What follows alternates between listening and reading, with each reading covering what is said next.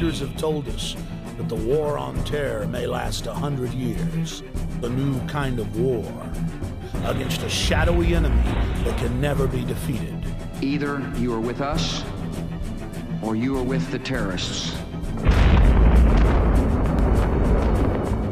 Generation after generation will have to lay down its liberty in an endless war for global empire. It was a breathtaking display of firepower. And the Pentagon says, we ain't seen nothing yet. The perfect specter to convince populations to relinquish their liberty in the name of security. There is no doubt that Saddam Hussein now has weapons of mass destruction.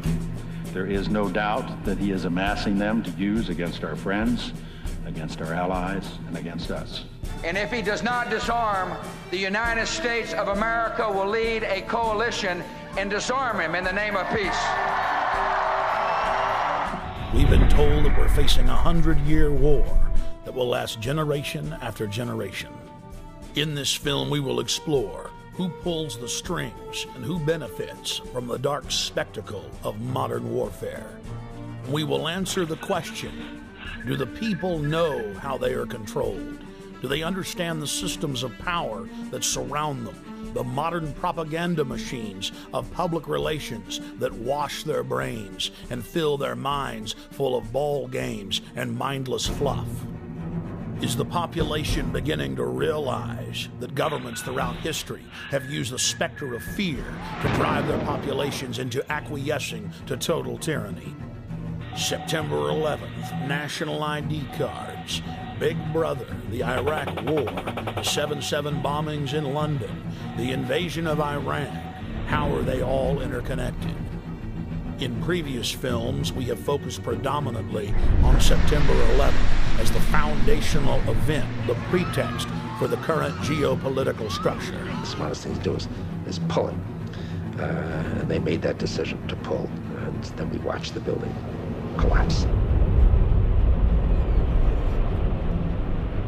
National polls show that most Americans and Westerners believe the official story of 9/11 to be a fraud.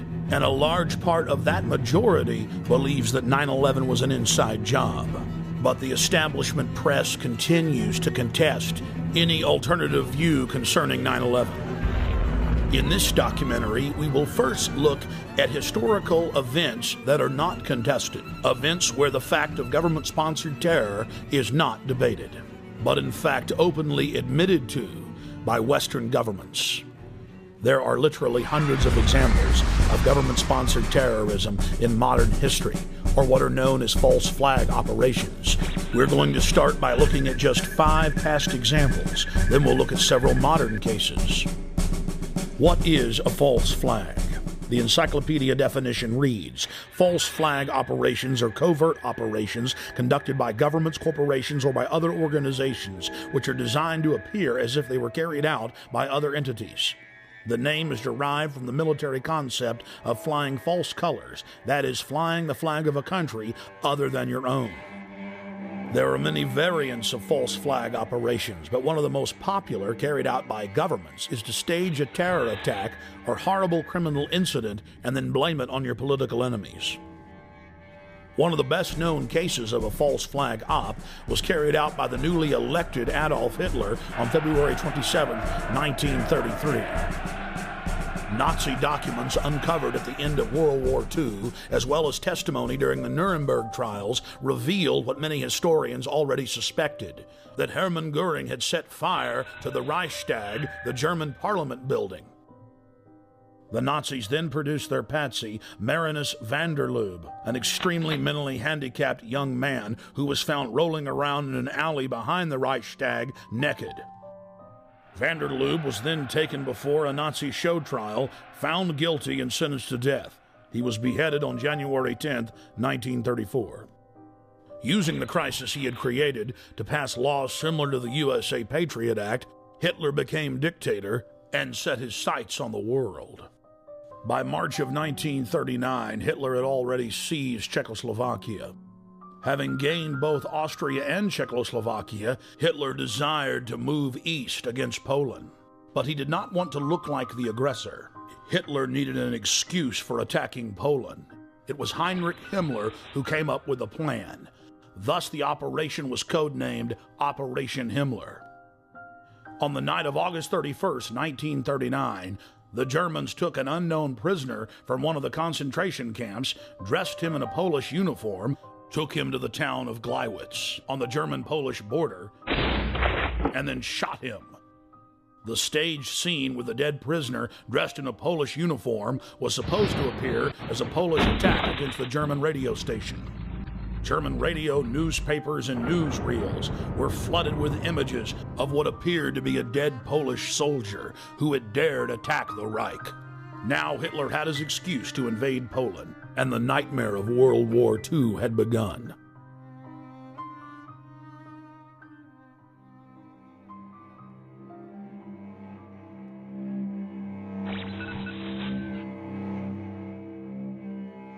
In 1953, the Central Intelligence Agency, working in tandem with MI6, overthrew the democratically elected leader of Iran, Dr. Mohammad Mossadegh.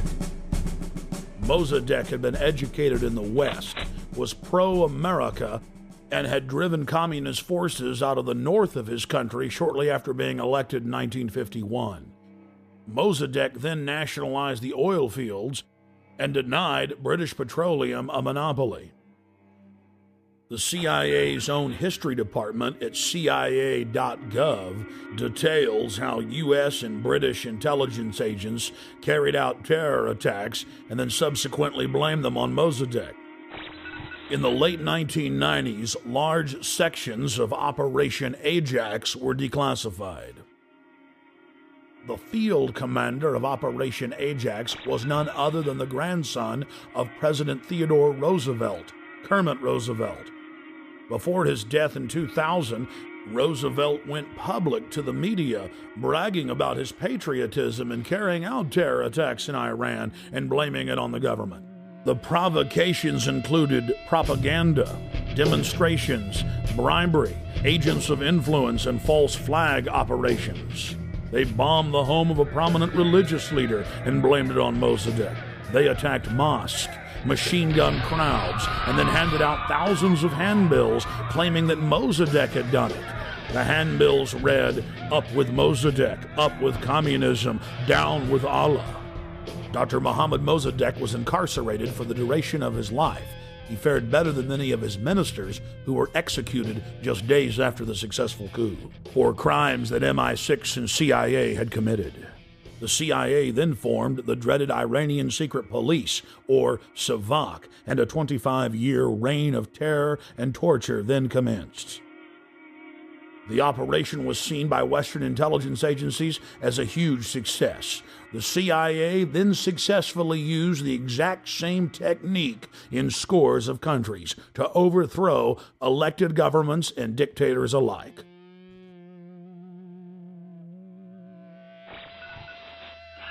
Operation Gladio is an umbrella name for literally hundreds of bombings carried out by Western intelligence agencies and NATO in Italy, Western Europe, the Middle East, Latin America, and Asia.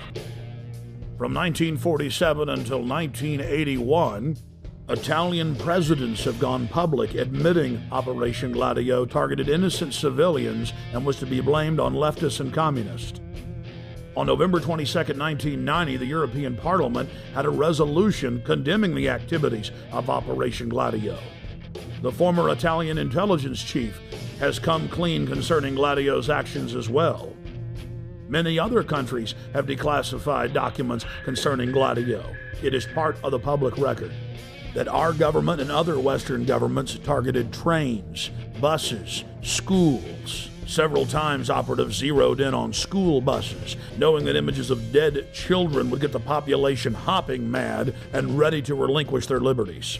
A particularly bloody bombing at the central station of Bologna, Italy, on the morning of August 2, 1980, which killed 85 people and wounded more than 200, caused some Italian officials to break their silence and begin to expose just a small part of this wicked operation.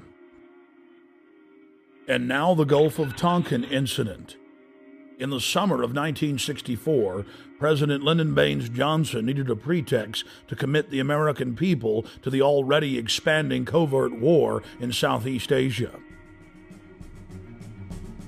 3 communist PT boats attacked an American destroyer off the coast of Vietnam yesterday, and today President Johnson's response was hard and tough. To any armed attack upon our forces, we shall reply. To any in Southeast Asia who ask our help in defending their freedom, we shall give it.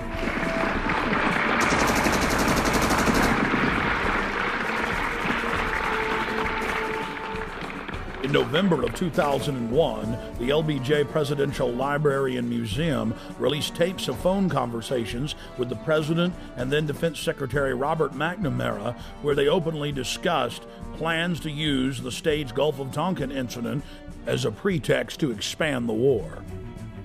Then, in late 2005, the National Security Agency declassified its own official history of the Gulf of Tonkin and admitted that intelligence agency officers had deliberately skewed the intelligence and claimed that Vietnamese patrol boats had attacked U.S. destroyers on August 4, 1964, when in reality they had done nothing, even while being fired on by U.S. forces.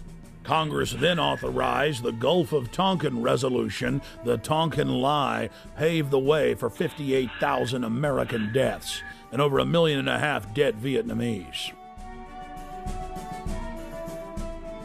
On October 6, 1976, 2 time bombs made of C4 planted on a Douglas DC-8 aircraft exploded, killing all 73 people on board in the most deadly act of airline terrorism in the Western Hemisphere until September 11, 2001. The plane was carrying Olympic athletes from 3 countries, including gold medal winners from Cuba. Declassified FBI and CIA documents show that the convicted bombers of the flight had been given U.S. visas just days before the attack, and that they were in the employ of the U.S. government. This had been reported on in respected publications for years, but has now been confirmed by multiple declassifications. Cuban plane bomber was CIA agent. Declassified U.S. government documents show that a man suspected of involvement in the bombing of a Cuban passenger plane worked for the CIA. Luis Posada Carrillas.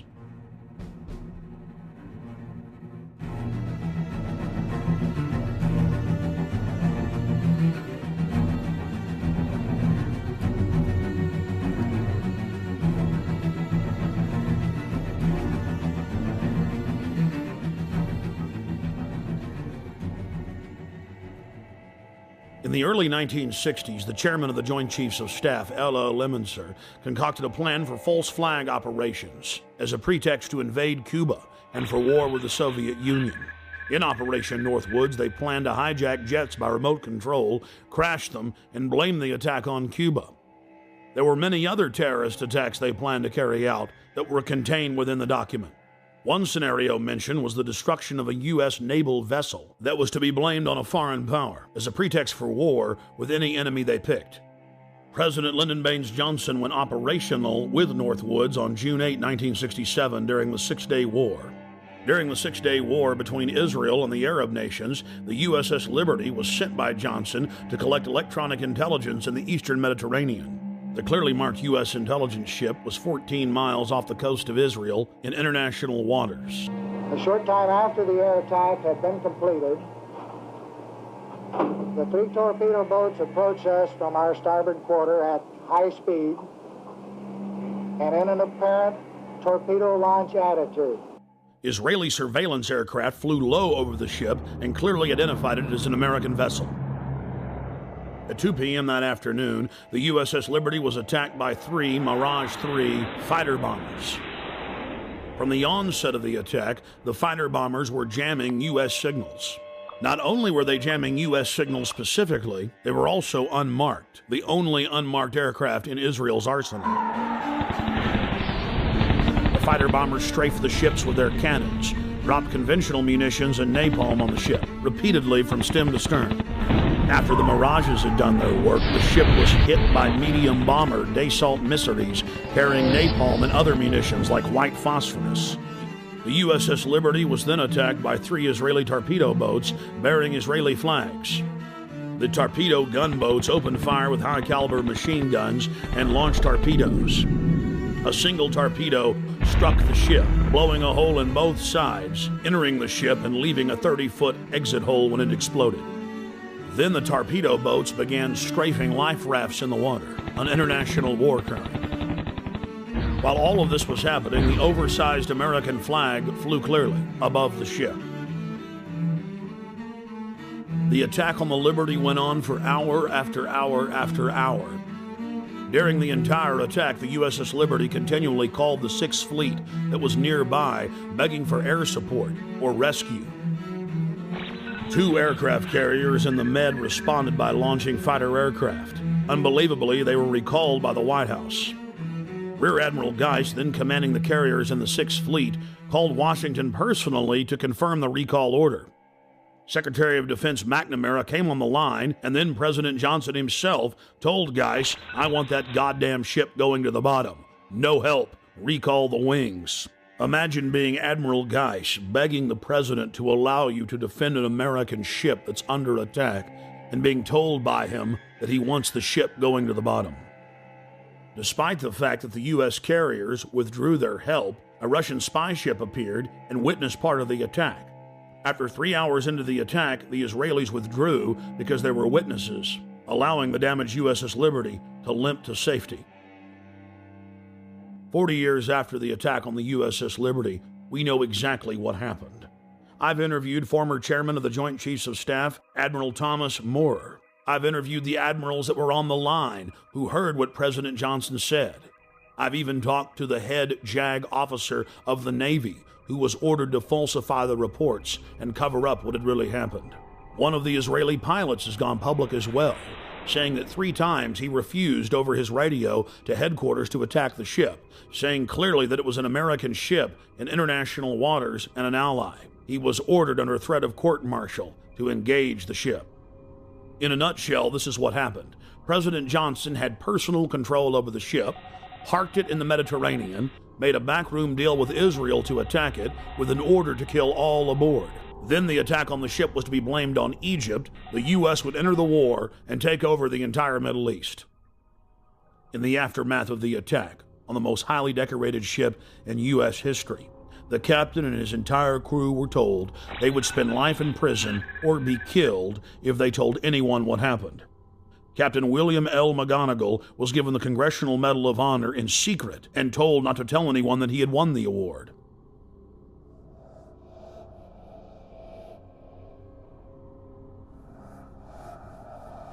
Now that we've looked at a small cross-section of historical examples of government-sponsored terrorism, let's fast forward to the horrific attacks of 7/7 in London.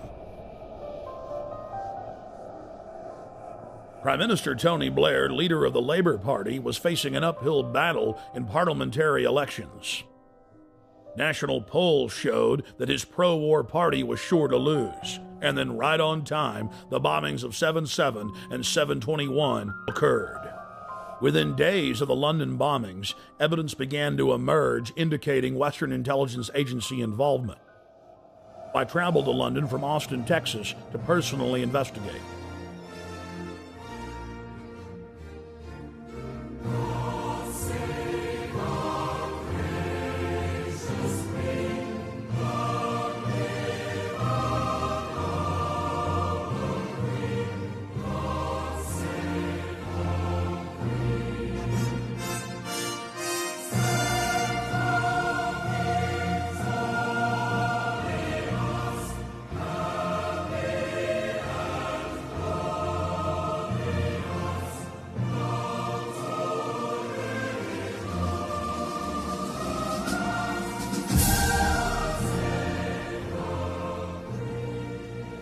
Once I arrived, I was met by Paul Joseph Watson and his brother Steve Watson, who are reporters for my news website, prisonplanet.com.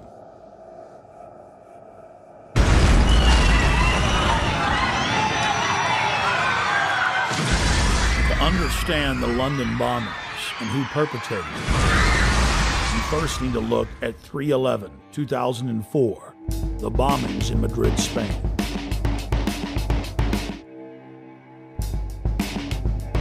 Years after the blast that rocked trains in the city of Madrid, Spain, the government admits that Al-Qaeda had no connection to the attacks.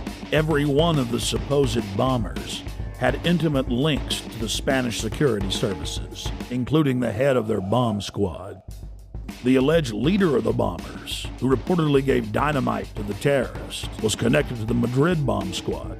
And we see the exact same earmarks, the same MO in the London bombings that we witnessed in Madrid. On the morning of July 7th, 2005, 3 trains and a city bus were ripped to pieces when 4 military-grade explosive devices detonated. At 8:50 a.m., 3 explosive devices simultaneously detonated on 3 separate trains.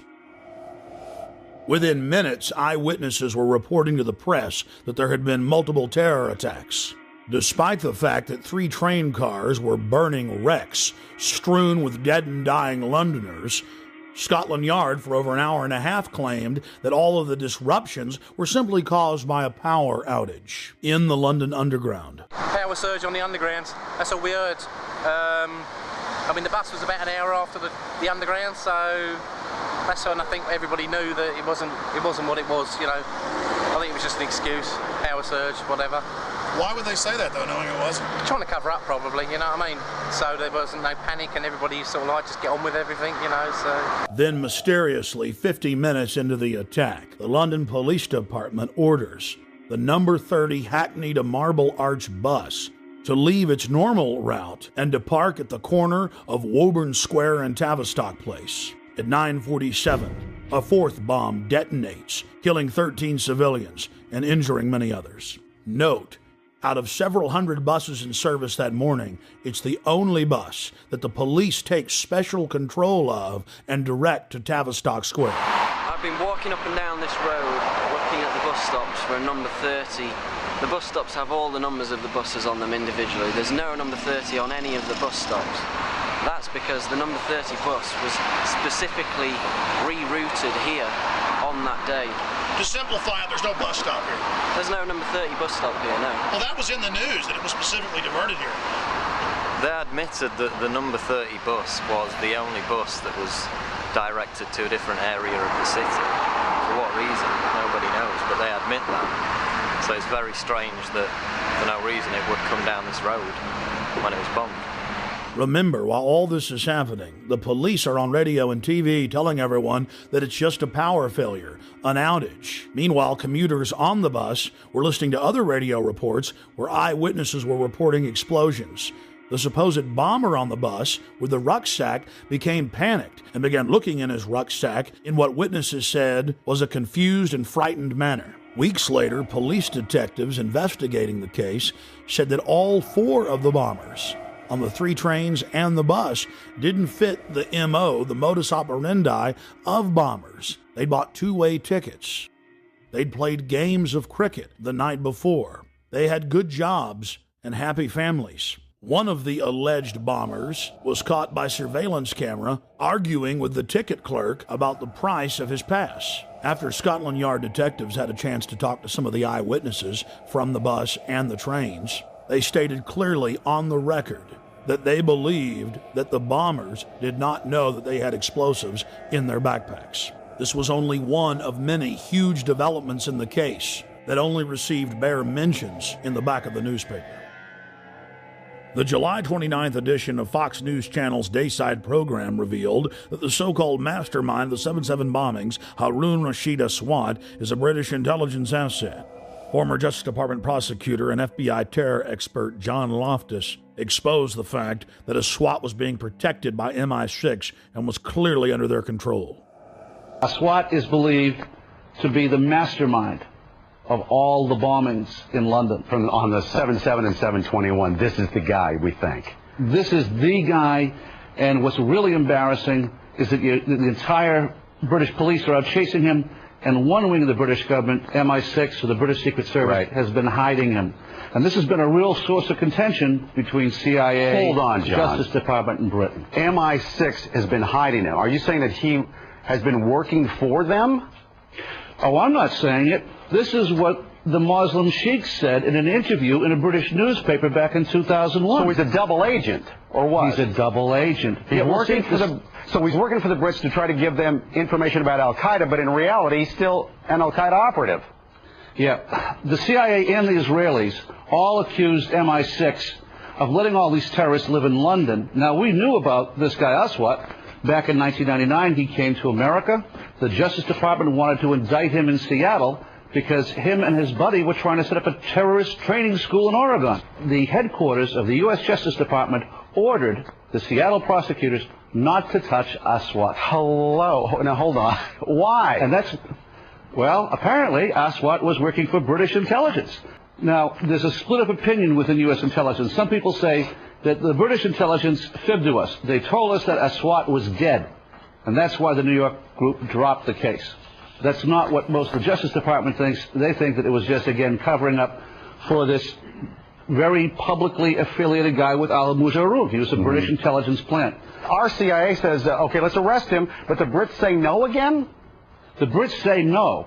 Now, at this point, 2 weeks ago, the Brits know that the CIA wants to get a hold of Haroun. So what happens? He takes off again. Goes right to London. He isn't arrested when he lands. He isn't arrested when he leaves. Even though he's on a watch list. He's on the watch list. The only reason he could get away with that was if he was working for British intelligence. He was a wanted man. And then takes off the day before the bombings, as I understand it? Yeah, and goes to Pakistan. The Pakistanis arrest him. They jail him. They jail him. He's released within 24 hours. In London, we spoke with David Shaler, a former MI5 agent who was convicted of breaking the Official Secrets Act and imprisoned for 6 months. With regard to 7/7, there has been a witness report now included in a local British newspaper called the Cambridge Evening News, in which somebody who was on one of the tube trains says that he didn't see a man with a rucksack. In fact, after the explosion, what he saw was metal pointing upward from the bottom of the carriage. That would indicate, of course, that the bomb was not carried onto the tube train, but was in fact attached underneath it. Now again, nobody in the British national press is following that up. Now I hope investigators and the police are.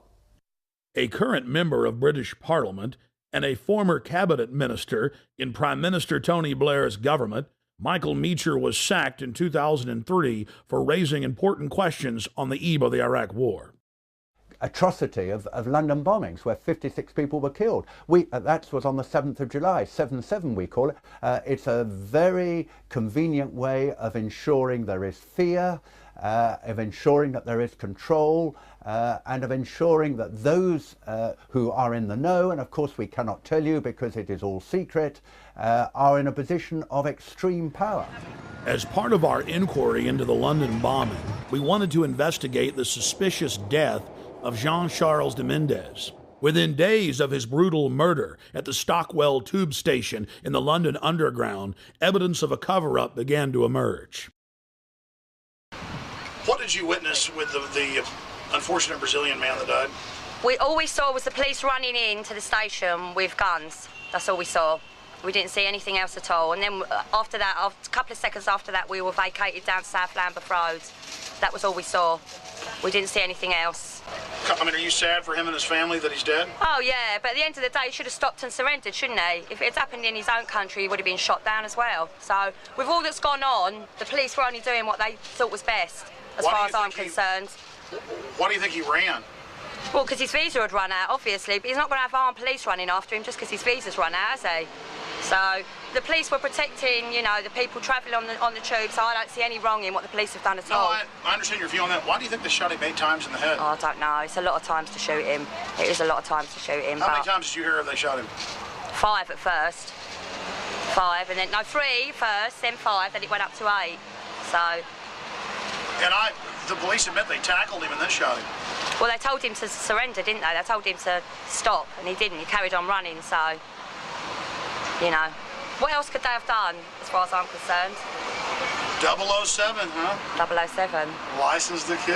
Yeah. I still believe that there should be a shoot-to-kill policy. I still believe, personally, but that's my views, you know. I think people should give up their liberty for freedom. All right. London police were later forced to admit that Mr. Jimenez never ran from them, wasn't wearing a heavy coat, and that a special army unit had killed him execution style with over 10 shots to the head at point-blank range. The British government was so desperate to keep the details of the shooting secret that they went so far as to arrest an ITN television journalist who had simply gotten a copy of what would normally be a public police report. Government whistleblowers and police have also been suspended and arrested for telling the truth. We had our details taken and were threatened with arrest simply for asking questions of locals outside the Stockwell station and videotaping police. Where are you based? Austin, Texas.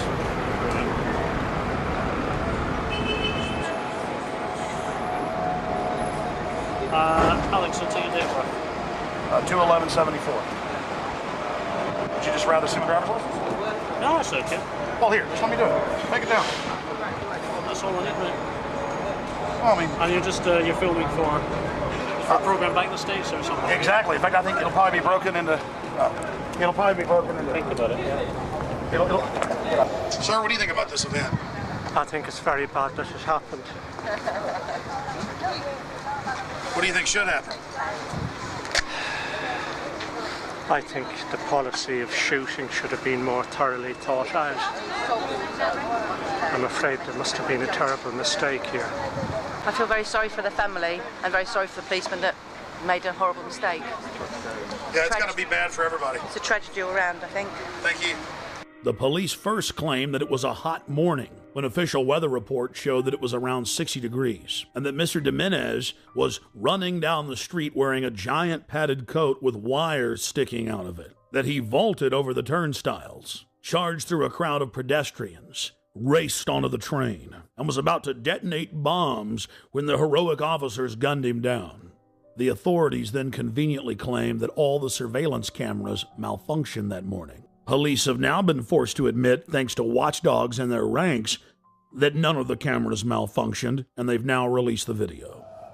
The government has now been forced to admit that he was wearing a light denim jacket, and there were no wires of any type. Police that weren't part of the special military unit didn't know why they killed him.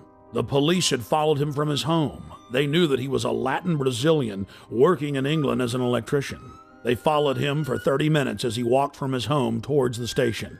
Once in the station, he calmly bought a Metro paper, paid for his ticket with his Metro Oyster card, and then walked onto the train. Passengers then reported that they were told to get off the train.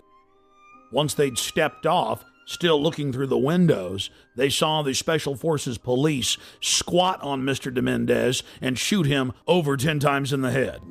Witnesses said Jimenez looked at the authorities as if he knew them. He was like a scared rabbit, and he was killed execution style. The question is why? A special military hit team stalked him and tracked him from his home to the train station, and then killed him in cold blood, making sure he was dead. It's well known that if somebody has a bomb, you don't shoot at them, and you certainly don't get near them. No, Mr. Jimenez had seen something he wasn't supposed to see. He learned a little too much, and he had to be eliminated. We were at the station just a week after he was killed, and many of the facts we've covered were already public knowledge. But still, some of the locals made excuses for the police. Within hours of the 7/7 bombings, Israeli army radio was reporting that Benjamin Netanyahu, the former prime minister of Israel, had been warned not to leave his hotel that morning to attend a meeting less than 100 yards away from one of the train stations that was bombed. The Associated Press ran the headline, "Netanyahu changed plans due to warning." Then the current Prime Minister, Ariel Sharon's office, instructed Israeli officials not to give interviews to the foreign media concerning the warning. Israel's Foreign Office attempted to spin the story, saying that they'd given a general warning to the British that day. Then, several weeks later, the head of Mossad told a major German newspaper that he indeed had issued a warning to Benjamin Netanyahu at 8:40 a.m., 10 minutes before the first blast. Conveniently for authorities, the bus surveillance camera malfunctioned. Something else happened that was convenient for the establishment line. All 4 of the supposed bombers' identification cards survived unscathed at all 4 events. But there was just one problem. In one case, one of the bombers' IDs was found at 2 separate locations. As the evidence mounts, it is crystal clear. Only criminal elements of the British government could stage the attacks and then engage in the cover-up. The reason the Netanyahu story is important is it clearly shows that other intelligence agencies were aware of what was going on in London that day and took necessary precautions to protect their Minister of Finance. In 1994, the Israeli embassy in London was bombed. This was at a time when I was in the service. I joined the Middle Eastern section shortly after that, and I was actually astounded to read a document written by a senior MI5 officer who'd seen all the information coming in about this attack, and he said that he believed that the Israelis had bombed their own embassy. In any staged terror attack, governments have to be extremely careful to keep the operation shielded, compartmentalized. Most people in government are moral individuals who believe that they're standing up for their nation's sovereignty, for its national interest, and it's absolutely essential to keep them in the dark. One of the chief tools used by governments as a smokescreen is staging exercises or drills at the exact same time and exact same places as real events. When the Oklahoma City Federal Building was bombed, the Bureau of Alcohol, Tobacco, and Firearms was staging an anti-terror drill with their bomb squad on the morning of April 19, 1995, at the same time that the real event took place. On the morning of September 11, 2001, the Pentagon was running 5 separate drills, 2 of the drills targeting the exact same targets at the exact same time. That caused NORAD to stand down, believing it was just a drill. And London was no different. It's important to note that those taking part in the drills need not know that they're part of a larger operation. In fact, it's better for the conspirators that they not be informed. One of the chief reasons this is done is so that if any of the operatives carrying out the attack are caught by other elements of the government, they can simply claim that they were taking part in a drill or an exercise. NSA, Infopol 9, and Echelon-type systems that are scanning for terrorist chatter will be fooled into believing they've simply picked up part of an exercise. On the morning of 7/7 in London, there was a simultaneous exercise targeting the exact same trains, the exact same bus, at the exact same locations, at the very same time. What we're supposed to believe is some kind of coincidence. There was also an anti-terrorist drill going on 7/7. And again, just like 9/11, they were talking about attacks on the same targets, the same kind of tube stations, and exactly the same time as the actual attack happened. We learned of the drills of 7/7 on 7/7 from Peter Power, the head of Visor Consultants, a crisis management firm based in London. Mr. Power was the former spokesperson for Scotland Yard. Mr. Power told National British Television, ITN News, about the drills. Today we were running an exercise for a company, bearing in mind I'm now in the private sector, and we sat everybody down in the city, 1,000 people involved in the whole organisation, but the crisis team, and the most peculiar thing was we based our scenario on the simultaneous attacks on the Underground and mainline station. So we had to suddenly switch an exercise from fictional to real. And one of the first things is, get that bureau number. When you have a list of people missing, tell them. And so it took a long time. Just to get this right, you were actually working today on an exercise that envisioned virtually this scenario. Almost precisely. I was up until 2 o'clock this morning because it's our job, my own company, Visor Consultants. We specialise in helping people to get their crisis management response. How do you jump from slow time thinking to quick time doing? And we chose a scenario with their assistance which is based on a terrorist attack because they're very close to a property occupied by Jewish businessmen. They're in the city, and there are more American banks in the city than there are in the whole of New York. A logical thing to do. And I've still got the... I was going to say, how extraordinary today must feel for you as it unfolds. He repeated himself to BBC Radio 5. The thing that concerns me is that what are we doing for the thousands of men and women actually who are in London working? And I say that because at 9:30 this morning we were actually running an exercise for over a company of 1,000 people in London based on simultaneous bombs going off precisely at the railway stations that happened this morning. So I still have the hairs on the back of my neck standing upright. To get this quite straight, you were running an exercise to see how you would cope with this, and it happened while you were running the exercise? Precisely. And it was about 9:30 this morning. We'd planned this for a company, and for obvious reasons I don't want to reveal their name, but if they're listening they'll know it. We had a room full of crisis managers for the first time they met. And so within 5 minutes we made a pretty rapid decision. This is the real one. And so we went through the correct drills of activating crisis management procedures to jump from slow time to quick time thinking and so on.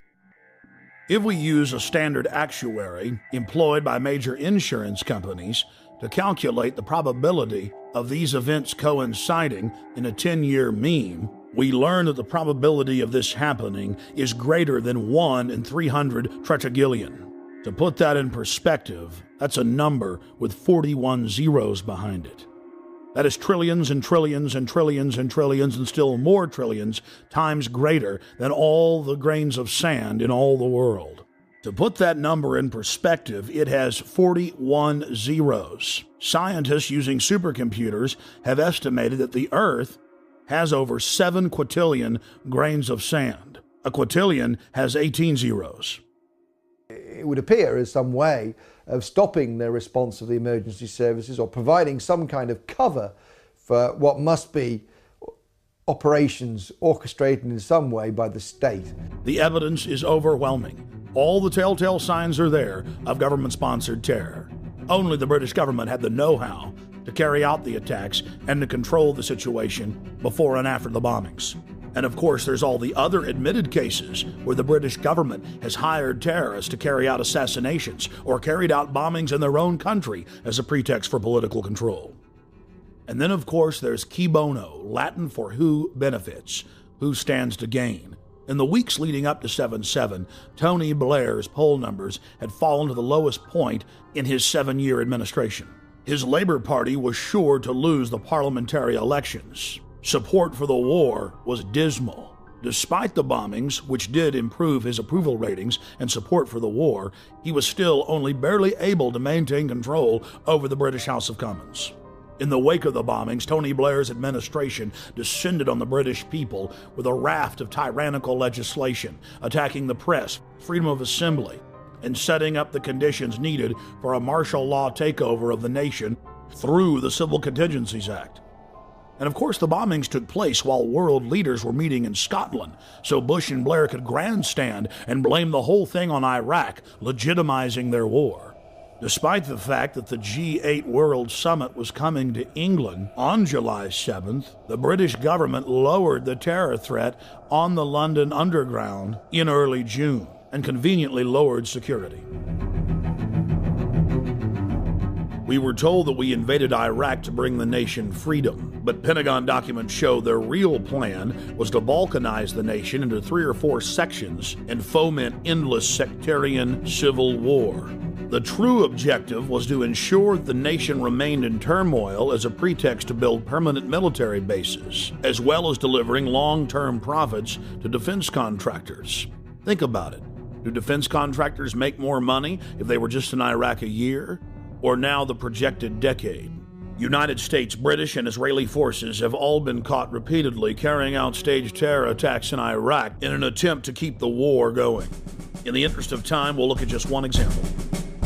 In late September of 2005, in the British-controlled city of Basra, 2 British Special Forces SAS commandos attacked a group of police at a checkpoint, killing one and injuring another. When they were finally subdued and brought into custody, their car was filled with plastic explosives, automatic weapons, rocket-propelled grenades, and other bomb-making materials. Why would members of Britain's most elite fighting force, the Special Air Services, be dressed up like Arabs out shooting police with a car full of plastic explosives in a city that had been racked by sectarian violence? The governor of Basra in Iraq ordered that the British soldiers be held for trial for the murder they'd committed. Within hours of their incarceration, dozens of British tanks and hundreds of soldiers assaulted the main police station in Basra, killing jail guards and police in the process to free the 2 commandos. Over 150 prisoners escaped, and the controlled mainstream media reported on the incident as if it was no big deal. We cannot wait for the final proof. The smoking gun. It could come in the form of a mushroom cloud. The United States knows that Iraq has weapons of mass destruction. Saddam Hussein already possesses 2 out of the 3 key components needed to build a nuclear bomb.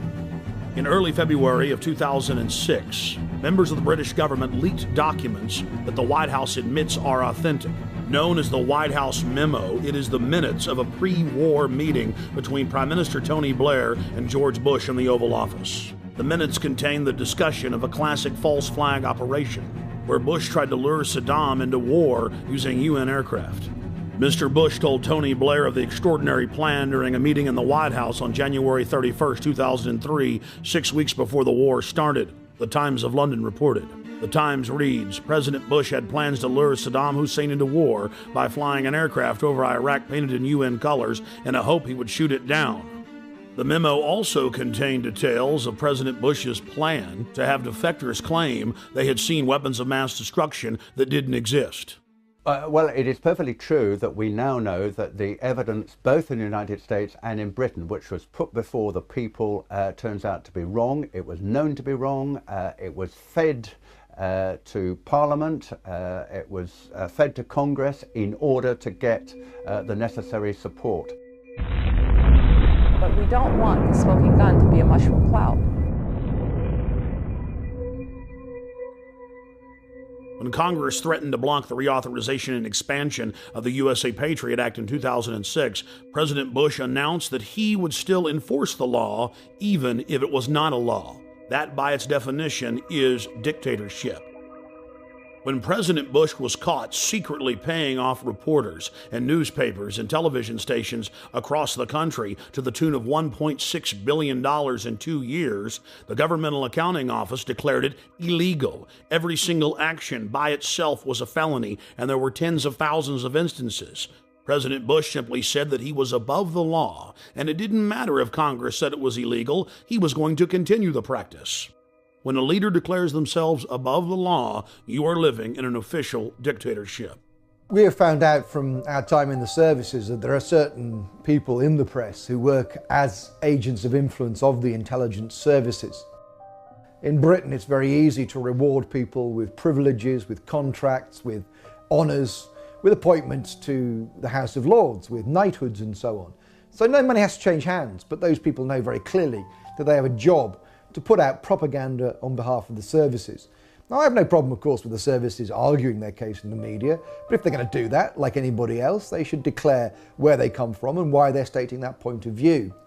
Fortunately, as a result of our book, Spies, Lies and Whistleblowers, one of the prominent agents of influence, in fact, two prominent agents of influence, Dominic Lawson and Con Coughlin, who both work for the Sunday Telegraph, have had to resign. Because, of course, once you're exposed as an agent of influence, you can no longer do that job because people just simply say, well, he's saying that because he's working to an MI6 brief.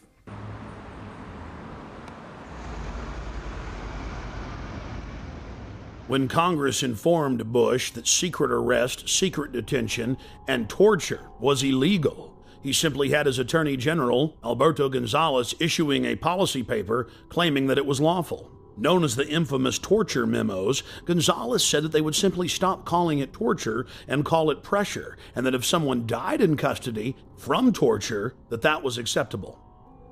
But White House counsel John Yoo went even further. In memos that he wrote for the president that were used by the military as their authority to engage in torture, he stated that they could even torture small children in front of their parents, in some cases sexually. And in another shocking turn, President Bush has taken to signing pieces of legislation that haven't even passed the Congress.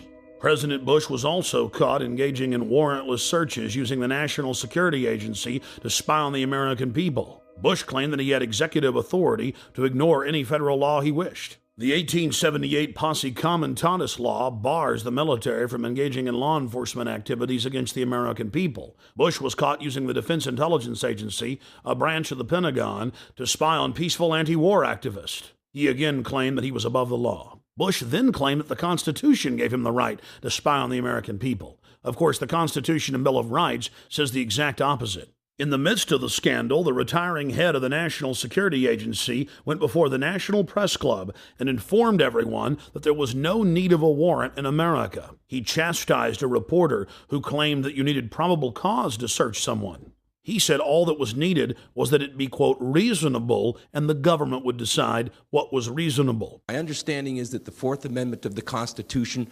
specifies that you must have probable cause to be able to do a search that does not violate an American's right against unlawful searches and seizures. Actually, the Fourth Amendment actually protects all of us against unreasonable search and seizure. But that's what it says. The measure is probable cause, I believe. The amendment says unreasonable search and seizure. But does it not say probable? No.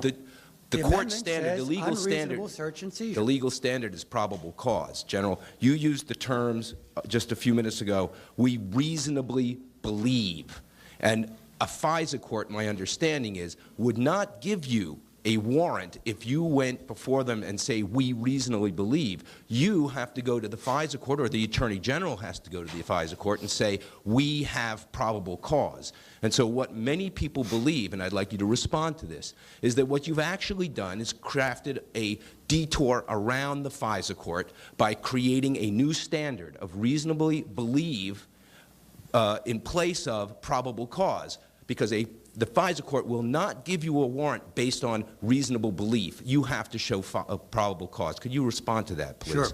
Sure. I didn't craft the authorization. I am responding to a lawful order. All right. The Attorney General has averred to the lawfulness of the order. I will now read the Fourth Amendment in its entirety. The right of the people to be secure in their persons, houses, papers, and effects against unreasonable searches and seizures shall not be violated, and no warrant shall be issued but upon probable cause, supported by oath or affirmation, particularly describing the place to be searched and the persons or things to be seized. Notice the Fourth Amendment clearly states no warrant shall be issued but upon probable cause, and that must be supported by an oath or affirmation, and particularly describing the place to be searched and the persons or things to be seized. That is the definition of reasonable. Reasonable is having a witness and having probable cause, and specifically knowing what has been done that is wrong and against the law that you're searching for, not just, oh, we say we're being reasonable. The National Security Agency director clearly knew what he was doing. He knows that 99% of Americans have no idea what the Fourth Amendment actually says. So he claims that it's okay for them to spy on us without a warrant, counting on us being ignorant. That ignorance needs to end. Or maybe he's looking at a Fourth Amendment that the rest of us haven't seen. Several years into the occupation of Iraq, President Bush told the world that they had freedom of the press.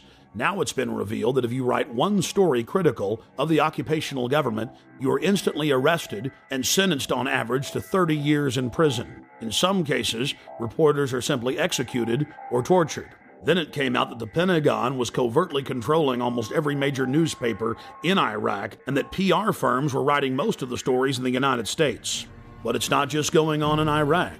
Billions and billions of dollars a year are spent paying off reporters, planting fake news stories, and producing fake newscasts. The military calls this InfoWars, seizing the mind of the enemy, and they are treating the American people like an enemy.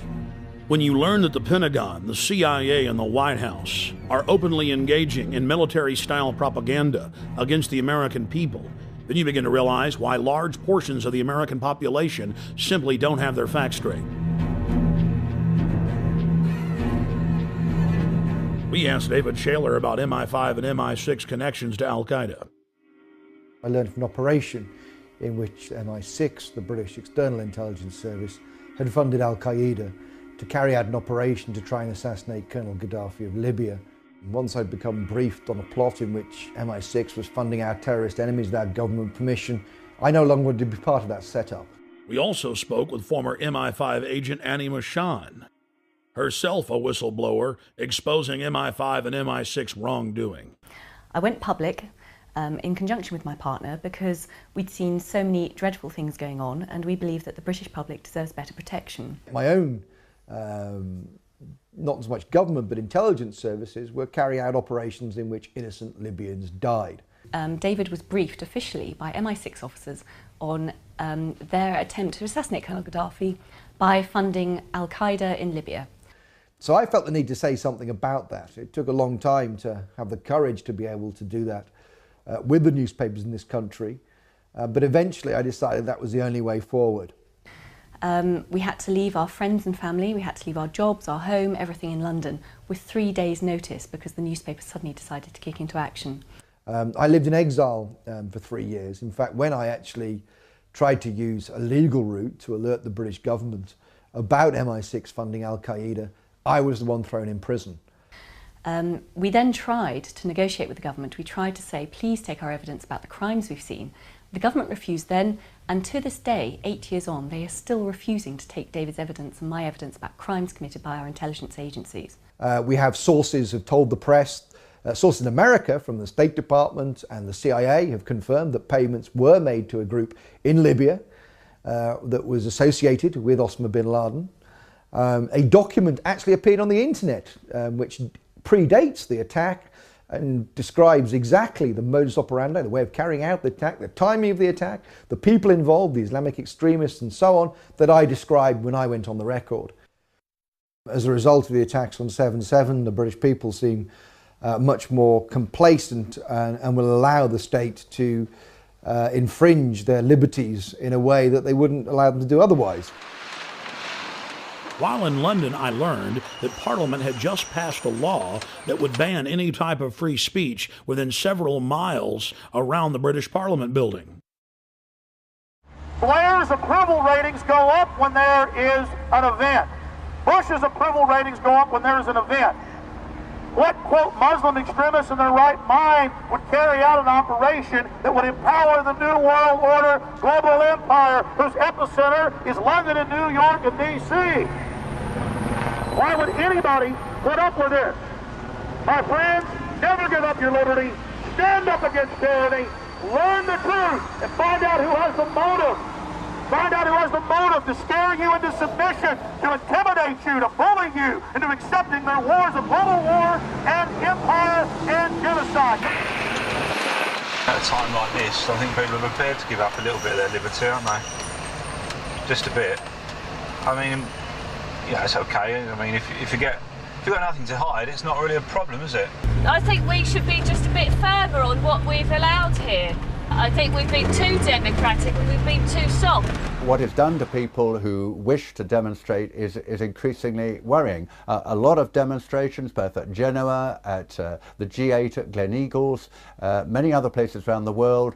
There is no wish of those who demonstrate, in my view, for violence. They disagree profoundly with what their governments are doing. I'm not saying whether they're right or wrong. I'm simply saying that they should have the right to do so without harassment, intimidation, or indeed being charged, attacked, and being seriously injured.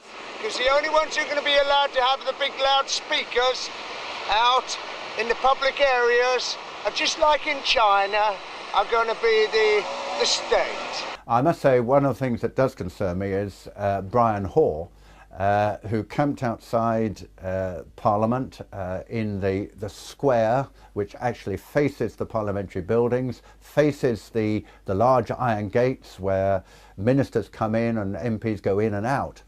It may be ignored, he may be laughed at, he may be mocked, but at least he is able to do it, and some people may listen, and you may have more effect than we realise. Now, we call that, or at least we used to call that, free speech. What about the Freedom Lady, the Statue of Liberty? Well, I did hear a rumor that the Statue of Liberty has been brought in for questioning. She may be with Al-Qaeda. You're probably right. Freedom Doctor. 6 times they've taken me to court. Oh no, we took them to court this time, by the way. We took Mr. Charles Clark, the Home Secretary, and Mr. Ian Blair, the Commissioner of Police. I was the complainant, they were the defendants, and it was found in my favour. It is very much of concern that we've actually got an Act of Parliament which in one of its sections is clearly designed to prevent him or people like him putting across a message which they feel passionately about and which could be heard within the confines of Parliament. I find that very worrying. I bullhorned Parliament 3 days before the law went into effect. George Bush carried out 9/11. Do you think some people in a cave, were able to have NORAD stand down? Do you think that people in a cave were able to have all of this happen? It's a total and complete fraud. The New World Order is using terror to scare you into submission, and they will be defeated. And here in this supposed free country where they're trying to pass a law to witnessed local activists bullhorning Parliament, and the local police didn't have a problem with that. But as soon as I got on the bullhorn and began talking about pertinent issues, they became very upset and enrolled me into some type of troublemaker database. You've got to understand that governments stand to gain from terror, to scare you into submission, to attack. Dick Cheney, in September of 2000, openly wrote a document called Rebuilding America's Defenses. And he said, we need a Pearl Harbor event. The U.S. government wants to carry out terror attacks to blame it on their enemies. 9/11 was a self-inflicted wound. 9/11 was an inside job. It was orchestrated. It was engineered by the globalists. A few weeks after returning to the United States, I then read in the newspapers in horror that I had indeed been enrolled in a terrorist database. The identity cards, the compulsory identity cards that have been proposed for the first time in our history, around about 80% of the British people oppose the introduction of these cards. And it's not just cards, it's the databases that go behind that allows the state to access private information and so on. And yet as a result of 7/7, it seems that these things will be steamrolled through our Parliament. Wherever we look at the moment, there are assaults on civil liberties as a result, of course, of the so-called war on terror. Similar guidelines have been implemented inside the United States. A Virginia anti-terror training manual lists property rights activists as potential terrorists. A Texas manual lists those wearing Levi's jeans, having cell phones, and who are, quote, friendly towards the police as potential terrorists. In Arizona, they list those that make frequent references to the U.S. Constitution as potential terrorists. All of these guidelines have been produced by the federal government and distributed at the state level. The federal government itself has told police to be on the lookout for drivers who have road almanacs or driver atlases. All across the planet, governments are restricting free speech and setting up so-called free speech zones to stop their populations from demonstrating. Months later, Paul and Steve Watson came to Texas and joined me live on my radio broadcast to discuss the aftermath of the London bombings. We are joined in studio by Steve Watson and Paul Watson. Guys, you've been in the United States now for about 7 days. How have you liked it? It's been pretty good so far. Obviously, it's all Western culture, so it's pretty similar. But when we were in London, I mean, there were so many facets to it. But what was it like to have the police march up to you and tell you to turn your camera off when you were just on a public street interviewing people? Well, I mean, the fear-mongering at the time, we were there right after the bombings, 3 weeks after the first bombings, I believe, but then there was the second failed attempt. So the state of panic was still quite high, even though Londoners basically were apathetic to the attack. They just got on with their lives. They weren't really buying the government propaganda on it. We had case after case where we'd be out on the street doing interviews with people, and we'd be showing the video cameras, and there were people working right there at the Hard Rock Cafe, and I'm like, look at these cameras, they're everywhere, they're in plain view, and the manager comes out and goes, you know, thanks for showing me that, I've never noticed those. What's your name, sir? Charlie. I'm Alex, nice to meet you, Charlie. How you doing? Good. What do you think of the new symbol of the United Kingdom is going to switch from the Union Jack to the black surveillance camera? Well, you know, there's plenty going on in London, so they need the surveillance cameras everywhere. But I mean, it's going to be the new national symbol, or of course I'm being sarcastic, but really it has become the national symbol. 4+ million surveillance cameras in the great city of London alone. Nothing to say about it. You know, I don't even see them there. You don't see them? They don't exist? No. 4 million in the city? That's the first time I've even noticed they're there, and I've been working here a year. Out of sight, out of mind, huh? That's it, that's it. That's kind of Orwellian, though. You seem like a smart guy, but did you know only the smartest people in the inner party know how to engage in doublethink and doublespeak, where you don't even notice the cameras that are there? In fact, if you say they're not there, they're not there. Here, together, let's say they don't exist. All right, they don't exist. 2 + 2 = 5, hey. Hey, you could get an inner party membership. All right, I'm into it. I mean, that was actual doublethink. Steve, Paul, you want to comment on that? Well, let me read a quote from Orwell.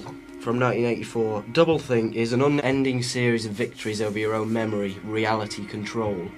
To know and not to know, to be conscious of complete truthfulness while telling carefully constructed lies, to hold simultaneously two opinions which cancelled out knowing them to be completely contradictory and believing in both of them, to use logic against logic to repudiate morality while laying claim to it.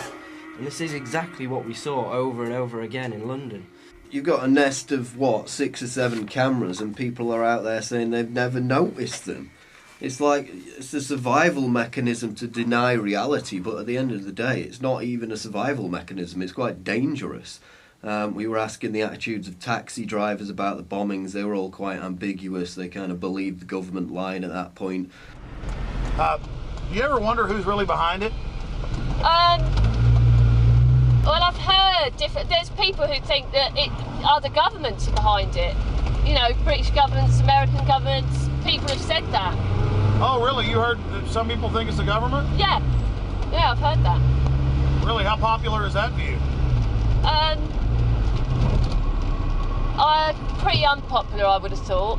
It is straight out of George Orwell's 1984. This poor woman thinks that if you give up your liberty, you supposedly get freedom. Yeah, well, we went to Stockwell tube station where they shot the Brazilian man. We basically noticed this woman who was working on the fruit stall. She'd been interviewed on the BBC, I'd seen her on there, so we went over to interview her. We were talking to her, and Alex asked her if she would sacrifice liberty for security. And she came back with, yes, I'll sacrifice liberty for freedom. I think people should give up their liberty for freedom. Liberty and freedom are the same thing. We then asked her again to clarify, just in case she made a mistake, and she said the same thing again. She was willing to give up liberty for freedom, which is really, it's direct doublethink, because the two things mean the same thing. We found the same mindset in Crawford, Texas, outside Bush's ranch, that we witnessed in England. Populations who are willfully ignorant, who revel in being lied to. Well, we're on our way out to Crawford, where President Bush is vacationing for 5 weeks. He spent about a fourth of his time in the administration out here at his Hollywood set. Though he admittedly is afraid of horses and cows and many other forms of wildlife, and of course he was born in Kennebunkport, Maine, and spent most of his life there, he likes to put on a cowboy hat and a big belt buckle and strut around.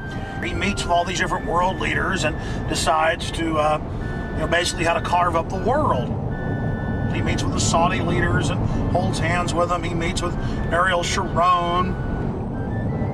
He meets with leaders from all over the world, but he certainly doesn't meet with the mothers of dead soldiers.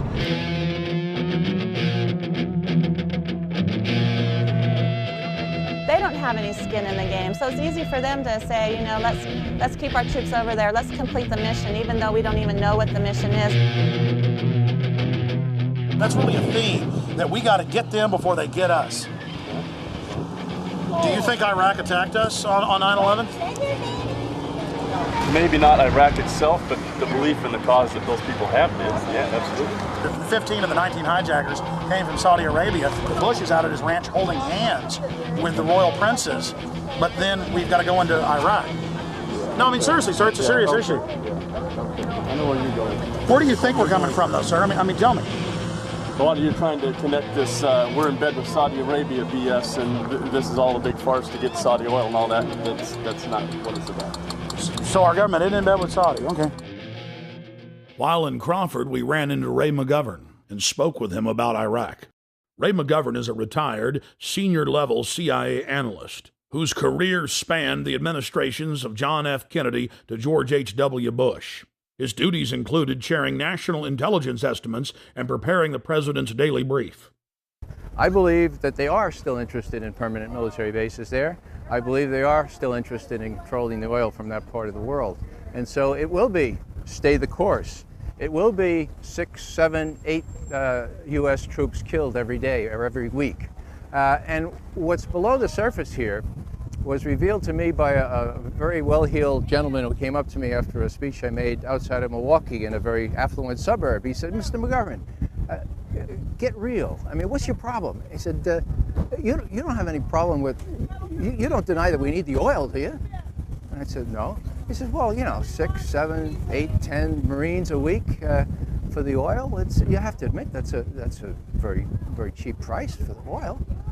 I said to him, you know, how do I handle this? I said, well, the utilitarian argument is probably the best. I object to it, said I, because we can't do it. There are 1.3 billion Muslims in this world. They're not going to let us do it. It's already widening. The borders are porous. We can't do it. Well, that didn't convince him. He said, well, I think we can do it. I said, oh, well, suppose your son was one of those 6 killed in Iraq last week. And you know what? He looked at me like it had never occurred to him. And it wouldn't have occurred to him because it wouldn't be his son, you know. It would be the sons from the farms, it would be the sons from the cities. And so he said, well, I don't buy that either. So I thought, well, maybe I'll try a moral argument on him. I said, well, are you one of those that likes to have the 10 Commandments brought into the schoolhouses and the courtrooms of this? He said, oh, that's a great idea. I said, well, you know, if memory serves, there's one that says, thou shalt not covet thy neighbor's oil. I mean goods. Don't bear false witness. There's one, don't forever what. There's one that says you shouldn't steal. And there's also one against killing, if I remember correctly. So maybe you want to subtract 4 and bring in the 6 commandments into the schoolhouses and the courtrooms of this world. Get real, I said. This is a moral issue. We shouldn't be going around killing unarmed civilians and causing more violence where violence is endemic. And what did he say, sir? He turned on his heel, marched out to his SUV, prayed for cheap gasoline, and drove home. I want the oil. Let's educate them, bring them in democracy, and take their oil. Apparently somebody took too much yellow acid and got, you know, the story wrong. The majority of the construction, and the vast majority, I could say 90% of the construction that I saw wasn't with the Iraqis, it was with the American bases that they were building. Concrete structures, incredibly permanent, designed to house thousands of soldiers for a long period of time. The American people are being kept in the dark about all this. If it weren't for shows like yours and for a few others and the internet, people would never have a chance to learn the truth of this. What Cindy Sheehan has done is brought a human dimension to this. They said, look, people are getting killed, including my son. A lot of Iraqis are getting killed. Why don't we face up to whether this war makes any sense at all? Do we really want to have our young people sacrificed for what? We don't know. We don't know what's going on. To tell you the truth, my kids don't know the things that are involved in the decisions I make at my house. And that doesn't mean that they need to be involved in the decisions because I know better than they know. It's because I'm more informed. And I'll give him that same benefit. You know, we did elect him. Where have we lost our freedom? All across the... Where? They're using Homeland Security against topless bars. They're using Homeland Security against toy store owners. They're using Homeland Security against pot dealers, and that's wrong. They're using Homeland Security, quote, against gang members. It's admitted. Are you familiar that the Gulf of Tonkin never happened? LBJ tapes have now been released. We went to war. Well, you know, I just got to point out to Wolfowitz and Pearl and Feith and Abrams and Wormsers, you know, people like that, who this has been their plan, and it's about, you know, it's about imperialism. It's about abusing a nation's natural resources. It's about greed and power, and it's nothing about keeping America safe or freedom and democracy for the Iraqi people. You know? I believe that America, right from the start of the Bush administration, has been focused on the use of American military power in order to extend control by America of strategic areas in the world.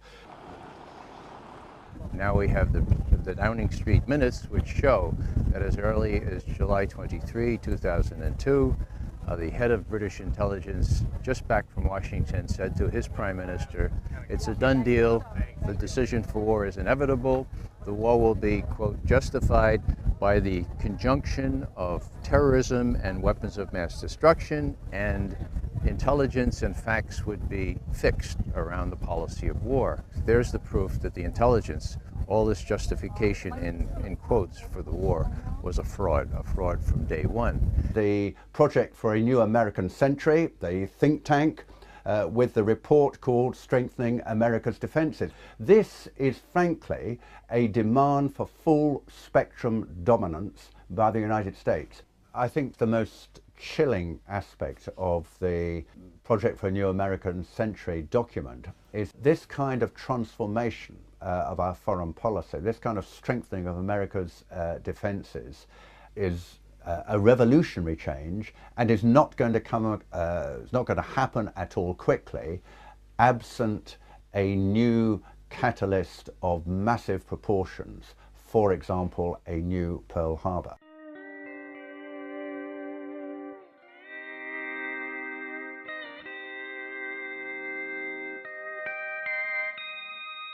In Crawford, Texas, we found individuals who believe the weapons of mass destruction were found in Iraq.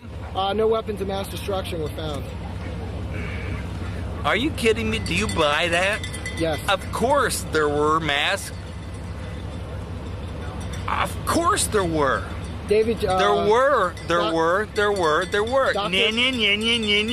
This guy would make a great citizen in George Orwell's fictitious 1984. If we took them all away, does that still mean that if he had the capability, would he still? See, that's in the mind. Well, she's got an ad on TV that said He's he lying. lied, my son died. You know, He hasn't lied to nobody. What did George Bush lie about? He said he was going to protect this country. Weapons of mass destructions. No matter what it took to keep the enemy out of our backyards. He never said there weren't going to be nobody killed. That's war. I think they're saying that Bush lied about WMDs, not about troops were going to die. But did he though? Those weapons were there. The authoritarian powers of the state, which are available to government, is very dangerous. And I think we live in a state, we live in states, both the United States and the UK, where the powers to question, to call in evidence, to demand explanation, to hold to account those who are in control are gradually, systematically being weakened. This is very dangerous in a democracy.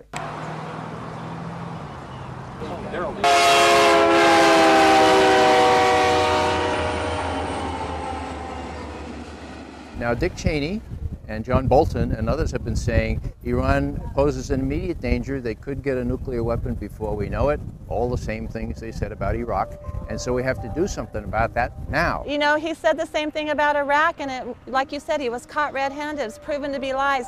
Why should we believe him about Iran? I'm pleased to tell you, American people, that the National Intelligence Estimate just put out on Iran says that Iran cannot possibly have a nuclear weapon for 10 more years. Let me say that one more time. Iran can't be a nuclear power, weapons-wise, for 10 more years.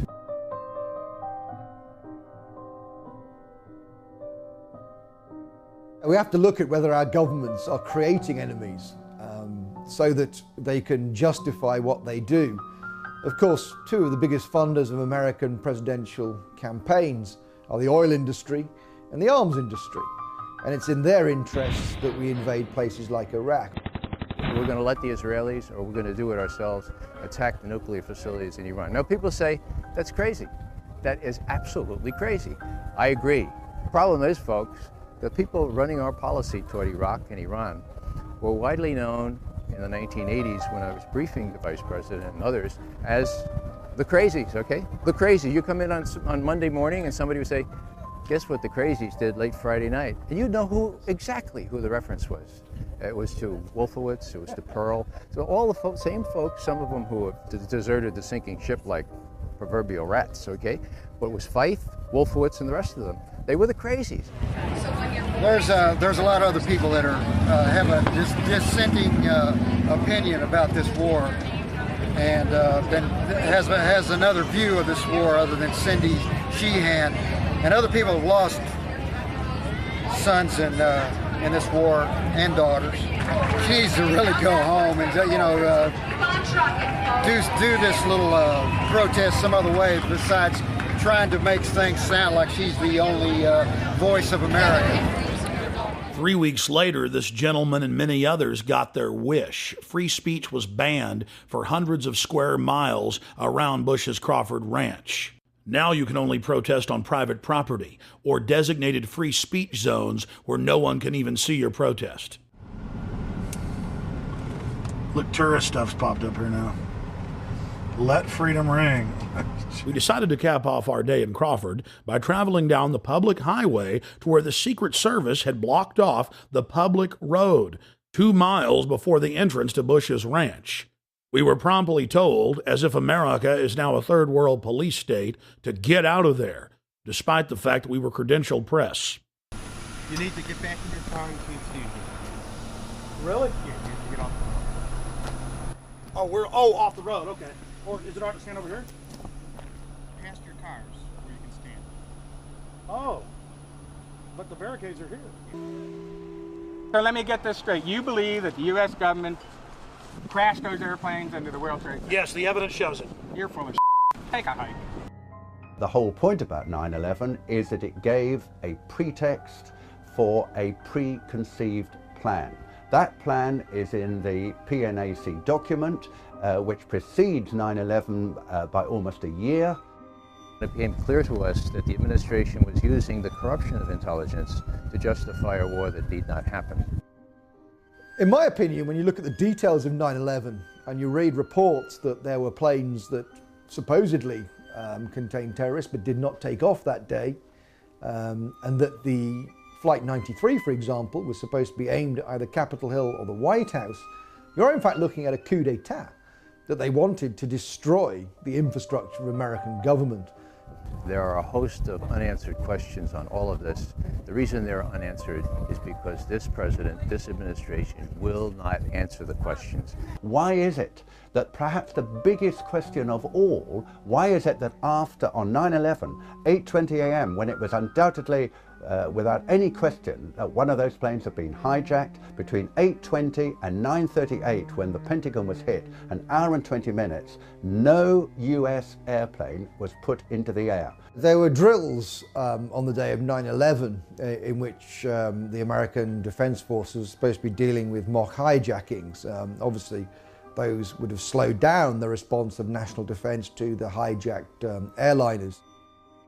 If American passenger jets go off course and they are tackled by American fighter jets, the default position is to shoot them down. And yet in this case, of course, none of that happened.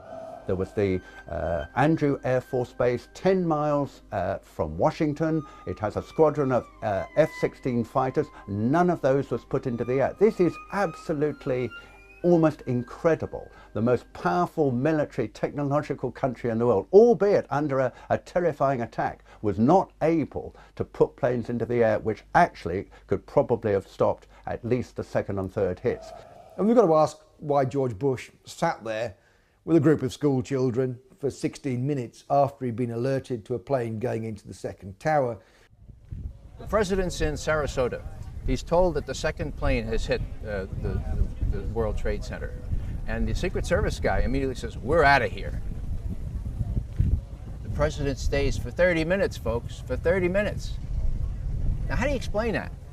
I've talked to all manner of Secret Service people. They say, "We're out of here" was exactly the right reaction. Everyone knew where the president was. If not the president, you might have had some concern for these little kids. Why did he stay for 30 minutes? Why was he countermanded? The implication, of course, is he knew exactly what was going on, that he knew that he wasn't under attack. I think all of this needs to be explained. It wasn't in the congressional report. There was no serious examination of this. And there is the amazing statement made in the official congressional report that the American authorities have not managed to trace the source of the funding. And then the most amazingly disingenuous statement, ultimately, is it of little consequence. It is of massive consequence. The head of Pakistani intelligence at the ISI, Lieutenant Mahmoud Ahmed, requested Omar Sheikh, who is a well-known Islamic extremist who is now actually in prison in Pakistan, to wire $100,000 to Mohammed Atta, who was the lead hijacker. It is absolutely astonishing that that lead has never been followed up. As it happened, General Mahmoud was actually on a visit to the United States, both before and just after 9/11. and saw many leading government officials. For people to dismiss these questioners as conspiratorial advocates or conspiratorial theorists, that's completely out of line, because the questions remain because the president, who should be able to answer them, will not. We have plenty of evidence that the attack on Afghanistan was planned. Because after the negotiations with the Taliban broke down in the United States, I think they went to Houston in Texas in about July, and there were later discussions at about this time in Berlin, where US officials made absolutely clear to the Taliban representatives in this famous phrase, either we will provide you with a carpet of gold, in other words, if you supply a pipeline across Afghanistan, you ensure the security of the country, you guard that pipeline, then we can do a deal with you, otherwise we will bury you in a carpet of bombs. In the years since 9/11, scores of highly regarded individuals have gone public to express their serious doubts about 9/11. These include former presidential advisor and CIA analyst Ray McGovern, the father of Reaganomics and former Assistant Secretary of the U.S. Treasury, Dr. Paul Craig Roberts, BYU physics professor Stephen Jones, former German Defense Minister Andres von Bülow, former MI5 officer David Shaler, former Blair cabinet member Michael Meacher, former chief economist for the Department of Labor during President George W. Bush's first term, Dr. Morgan Reynolds, and many more. In early June of 2006, we traveled to Chicago to meet with fellow 9/11 truth seekers and expose the official story as a fraud. You cannot hide the truth. You will not hide the truth. It's coming out. Your crimes are coming out. Ladies and gentlemen, 9/11 is an inside job. It's a self-inflicted wound. It's a government false flag. Terror operation. Research it. More people are waking up every single day. More people realize what the stakes are.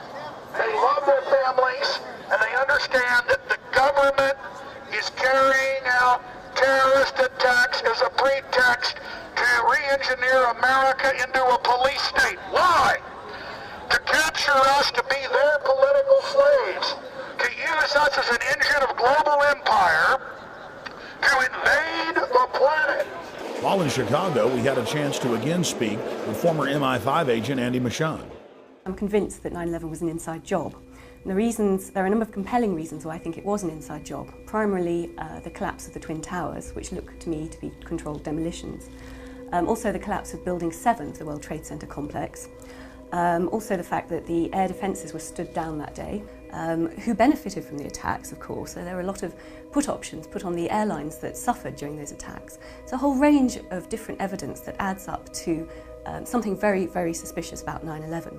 I feel passionately that we need to expose the government involvement in 9/11, because if we don't, they will keep doing this in future. There will be another attack in order to justify another unjustifiable war. We also spoke with Dr. Morgan Reynolds. No matter how much our inert public wants to avoid this, it's eating away.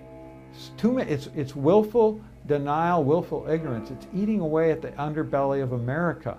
And we aren't going to solve our problems by ignoring 9/11. The biggest smoking gun then and now is WTC-7. How can anyone watch it without some kind of a psyop or verbiage accompanying it and not look at that and say, hey, that building was just demolished, just the way the Las Vegas Sands was, or the Seattle Stadium, etc. Just there's no way around that. Here we are in so-called broad daylight. It's 5:20 p.m. and we've got cameras on it. And what other explanation can there be for this very conventional-looking collapse when under 7 seconds? That just has crime, inside job written all over it. We need real convictions. We need arrests. We need prosecutions.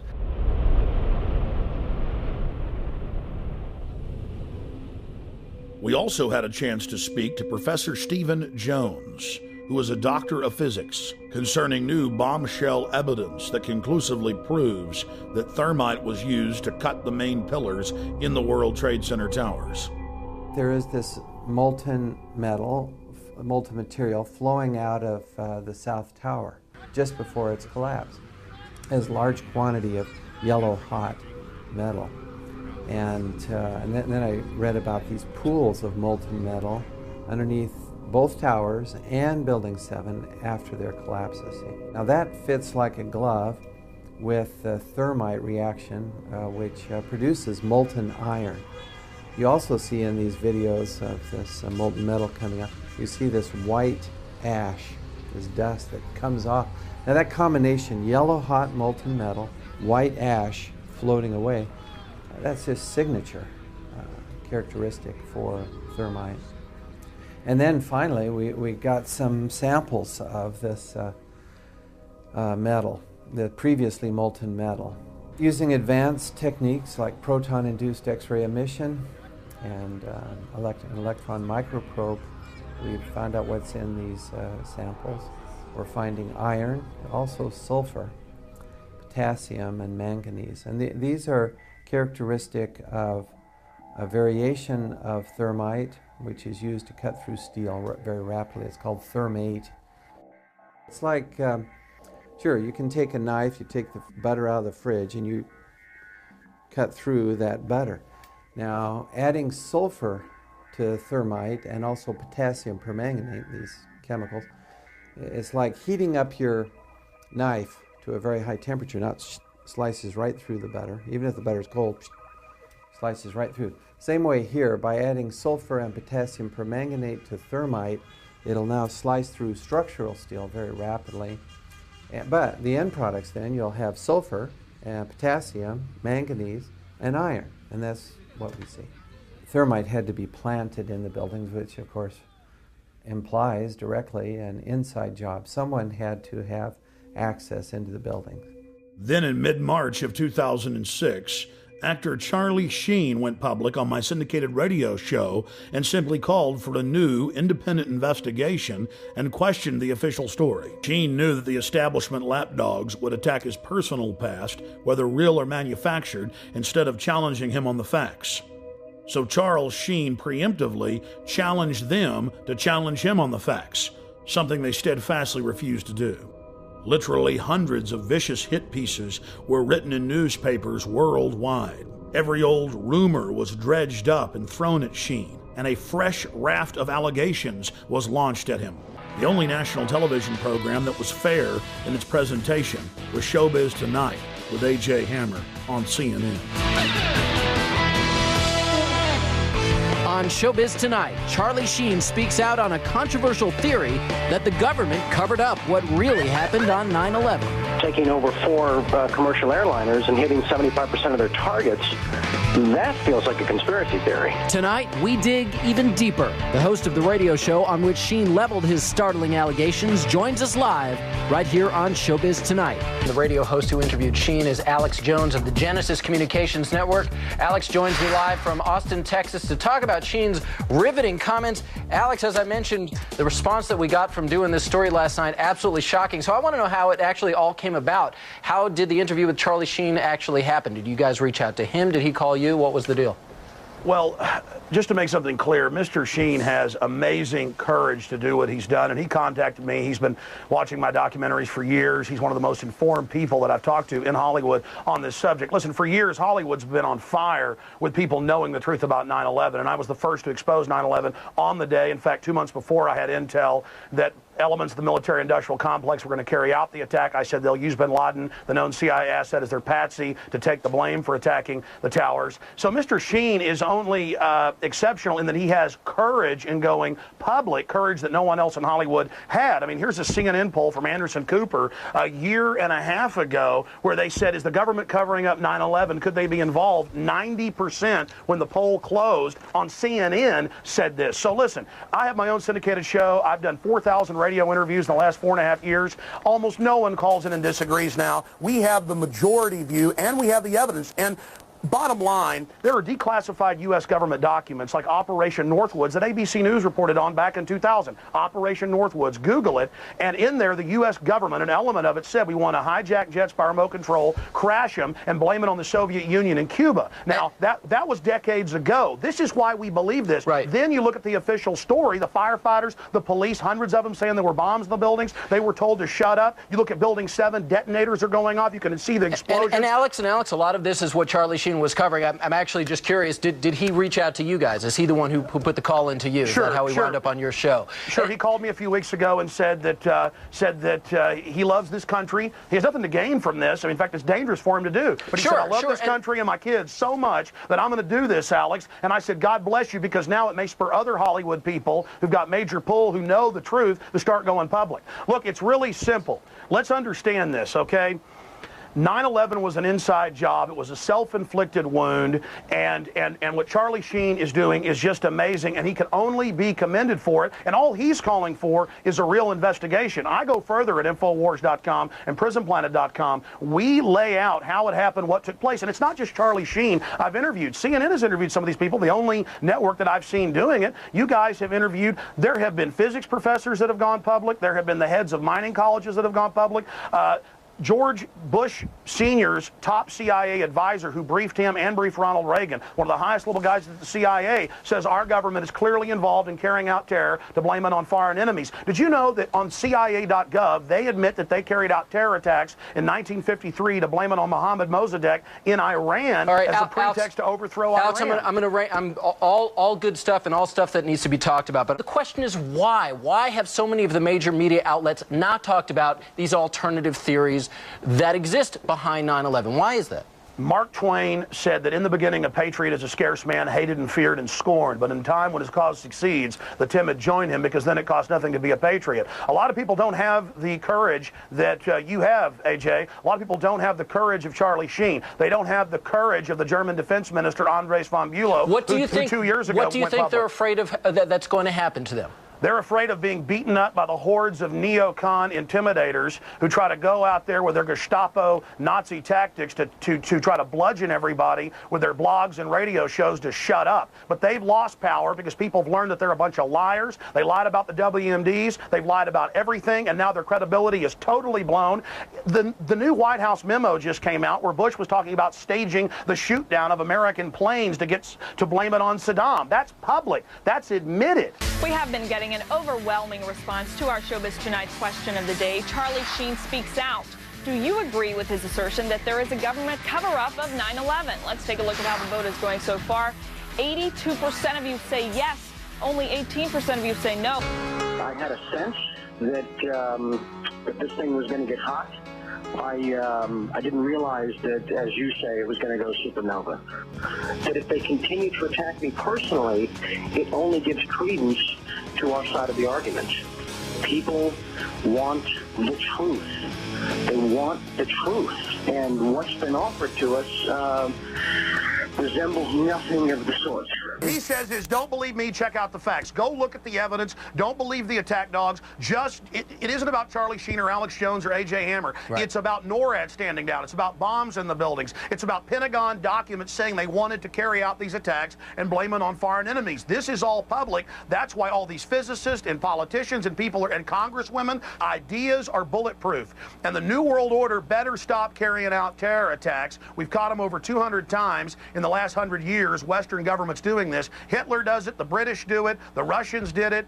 Governments do this. And I'm not saying the whole government. Very small criminal black world is what they're called. Operators are carrying this out. That's the facts. Please go investigate it, ladies and gentlemen. You will discover the truth. Look at America. It's turning into a police state. We're putting cameras in school bathrooms. Nothing can stop the truth from coming out on 9/11, and we're in danger of the New World Order carrying out more terror attacks to keep this war for empire. Charlie Sheen then appeared on Jimmy Kimmel Live.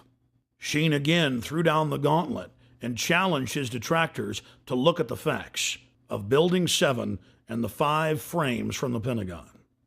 You know him from movies like Platoon and Wall Street, and in addition to seeing him every week on 2.5 Men, opening tonight, you can see him in Scary Movie 4. Please welcome the indestructible Charlie Sheen.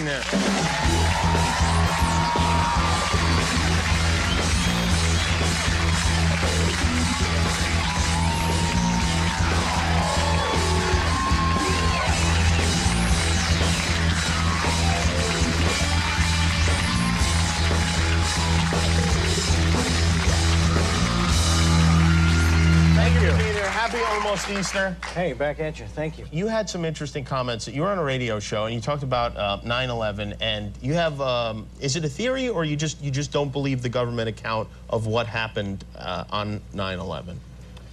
I just had questions. Yeah? I had a lot of questions, and the forum I chose to voice those questions in is the Alex Jones radio show, and just because he's a guy that I've been a fan of and followed for a lot of years, and you know, I got attacked. I mean, there were a lot of hit pieces. The reaction was people get severe. very mad when very celebrities mad. have opinions. No, I understand. I understand. I know he's not qualified. He doesn't. You know, he's just who the hell is he to have an opinion about something so horrible? And you know, it was sad because they didn't really take a look at any of the stuff I was asking them to look at, any of the evidence or any of the stuff that generated those questions. You know, and they said, oh, he's another tinfoil hat wearing Hollywood clown. You know, and it's like the only.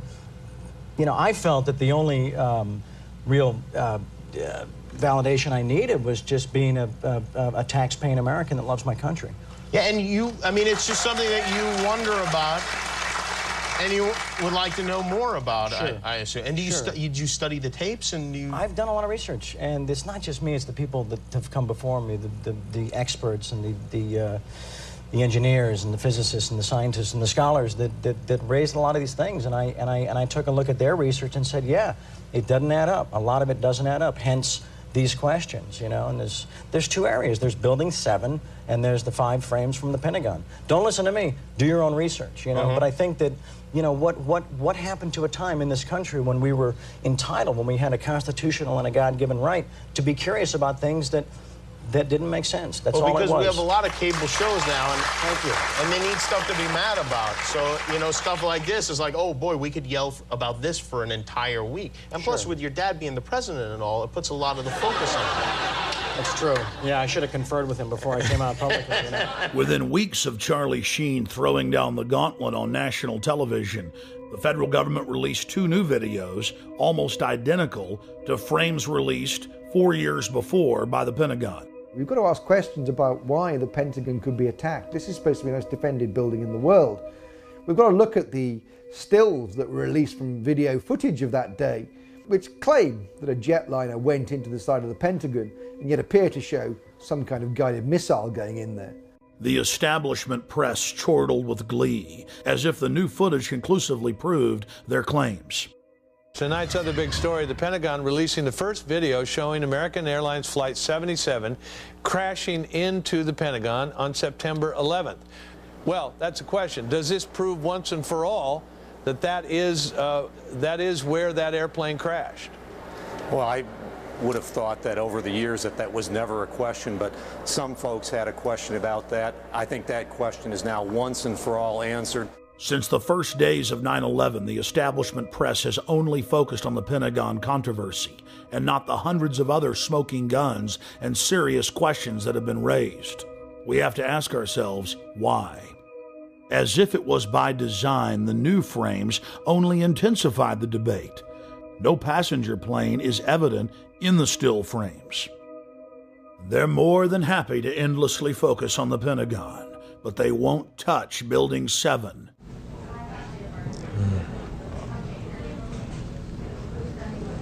It's amazing. Amazing, incredible, pick your word. For the 3rd time today, it's reminiscent of those pictures we've all seen too much on television before, when a building was deliberately destroyed by well-placed dynamite to knock it down. We have the owner of the World Trade Center complex admitting on tape that he ordered the building demolished on the afternoon of 9/11. I said, you know, we've had such terrible loss of life. Maybe the smartest thing to do is pull it. And they made that decision to pull, and then we watched the building collapse.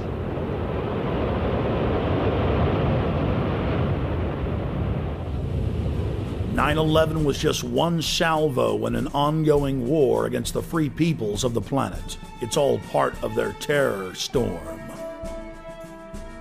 Pentagon war planners now publicly admit that 90% of their battle plans are psychological versus physical. The information war has taken the place of aircraft carriers, fighter bombers, and Abrams M1A tanks. And you, the population of the planet, are the target. Put simply, modern warfare is all about selling the population to love its own enslavement. The elite are waging war on the people. Edward L. Bernays is regarded by many as the father of public relations. He was born in Vienna, Austria. Bernays was the nephew of Sigmund Freud. Bernays pioneered the use of psychology and other social sciences to design public persuasion campaigns. He published several scholarly works, still used in universities worldwide today. On page 71 of his book Propaganda, Bernays wrote, "If we understand the mechanisms and motives of the group mind, is it not possible to control and regiment the masses according to our will without their knowing about it?" Bernays literally wrote the book on modern propaganda. His clients included Procter & Gamble, CBS Television, the United Fruit Company, the American Tobacco Company, General Electric, Dodge Motors, and he also spearheaded the national campaign to fluoridate the water supply of America through the fluoridationist of the Public Health Service. He was hired by multiple presidents to engage in propaganda campaigns against the American people, as well as the U.S. Army. Another quote from his book Propaganda: "The conscious and intelligent manipulation of the organized habits and opinions of the masses is an important element in democratic society. Those who manipulate this unseen mechanism of society constitute an invisible government, which is the true ruling power of our government. We are governed, our minds are molded, our taste formed, our ideas suggested, largely by men we have never heard of." Nazi propaganda minister Joseph Goebbels publicly praised Bernays on many occasions and stated that Bernays' work was the blueprint used by the Nazis to seize control of the Reich.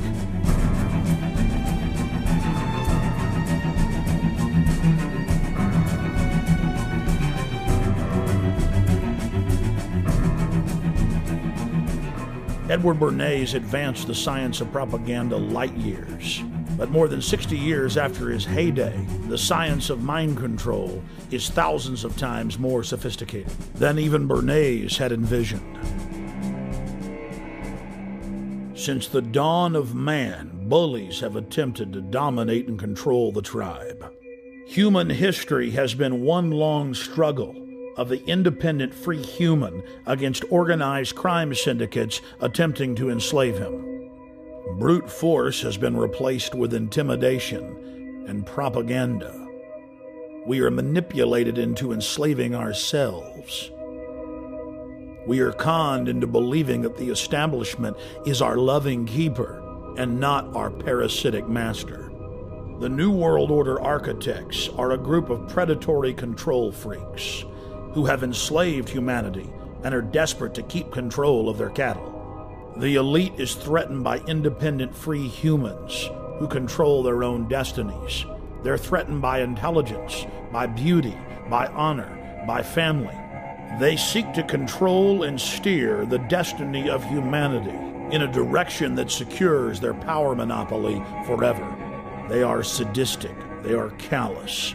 They think nothing of human life, only control and keeping that control.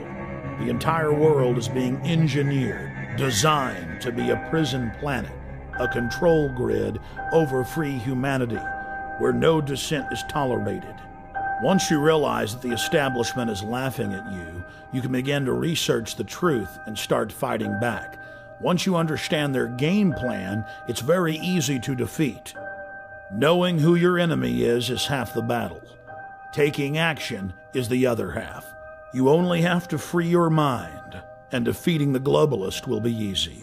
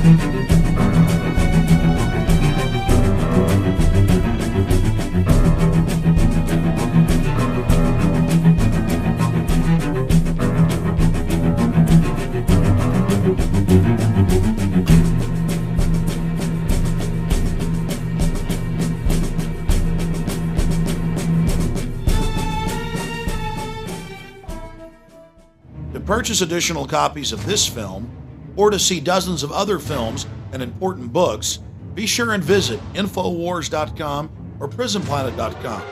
Or to order, simply call toll-free 1-888-253-3139.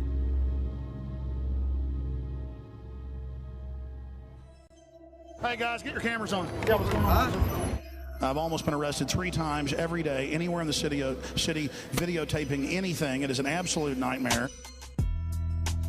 And we're looking for patriots that know what the Bill of Rights and Constitution says, and that can see all of this and know that it's a fraud. 4 planes in 2 hours! How can that be? A cop on 9/11 said that it was going to come down. I don't know how he knew that. On the morning of 9/11, the CIA was running a drill of flying hijacked jets into the World Trade Center and Pentagon. Building 7 is further away from the towers and was not hit by planes. So if your building's owned by Larry Silverstein, it collapses because he's got a big fat insurance policy. And the Project for New American Century said that we need a terrorist attack on the Order of Pearl Harbor to get the American people behind a war. Prescott Bush, he did a number of things that were not only anti-American, but were pro-Hitler. A lot of people aren't going to know what Skull. I don't really know what it is. Why don't you talk about NORAD standing down, Michael? Why not the really hardcore 9/11 issues? Thank you, and goodbye. The ritual? That's none of your damn business.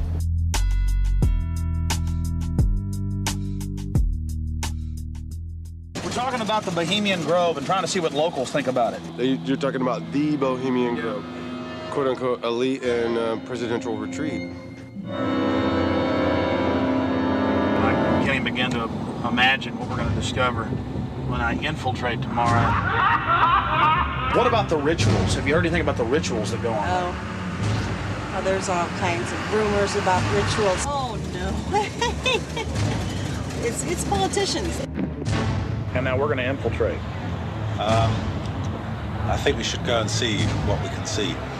Do you worry for Alex, Violet? I do. Alex gets so impassioned by what he's doing that sometimes I'm afraid that he might be a little too fearless. While we're inside the Bohemian Grove. Citizens on Earth sets us free.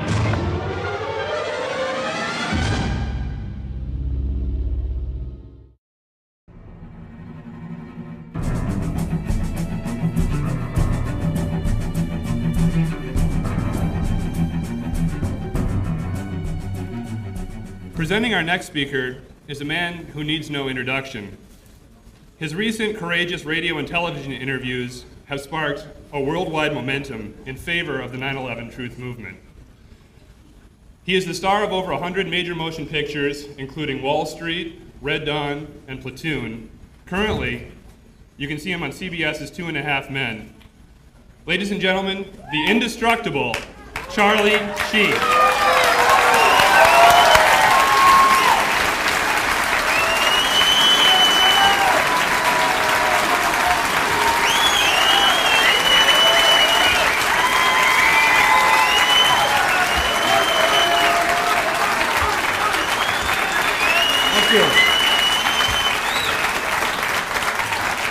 Thank you all.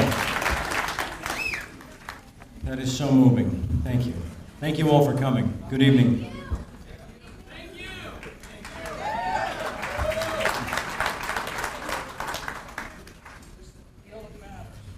Everybody's making a big deal about what I did, and I just felt like I was pursuing the truth.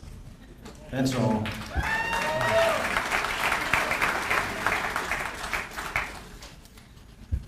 But I want to talk about what we're doing today, more specifically. We are here today to effect a change. We are here today to ask those still sleeping to wake up and join us.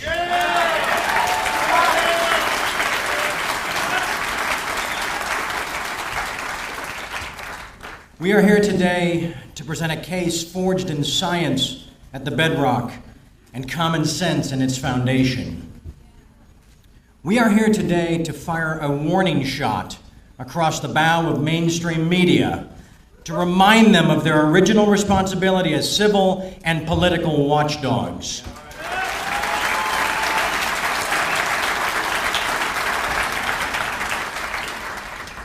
We are here today because fear is never a good enough reason to do nothing.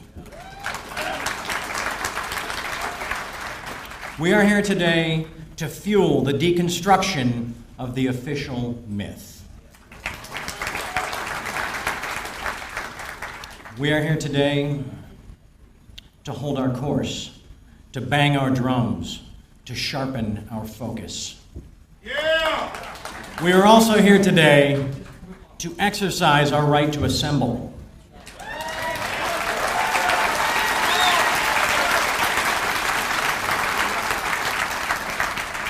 Our right to speak freely, and our right to choose. We are here today to begin draining the cesspool of lies and distortion we refuse to drown in any longer.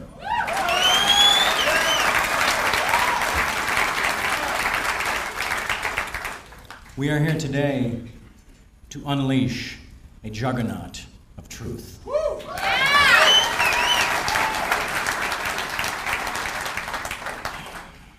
We are also here today to honor the victims and the families of 9/11.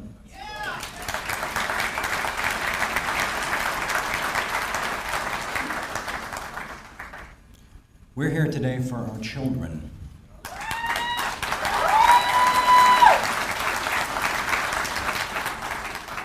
As well as their children.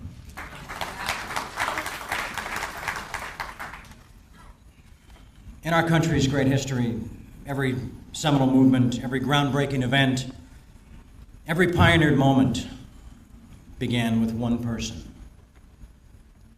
A person with a vision, a person with an undying passion, a person who could not and would not do nothing. A person who risked everything to stand naked in the eye of the storm, in the mouth of the beast, in the crosshairs of oppression. We are blessed to have such a person with us today. A true patriot, a real American, a genuine hero. It is with great honor that I introduce our next speaker. Please join me in welcoming my friend, my comrade, my brother in arms, ladies and gentlemen, the one, the only, Alex Jones.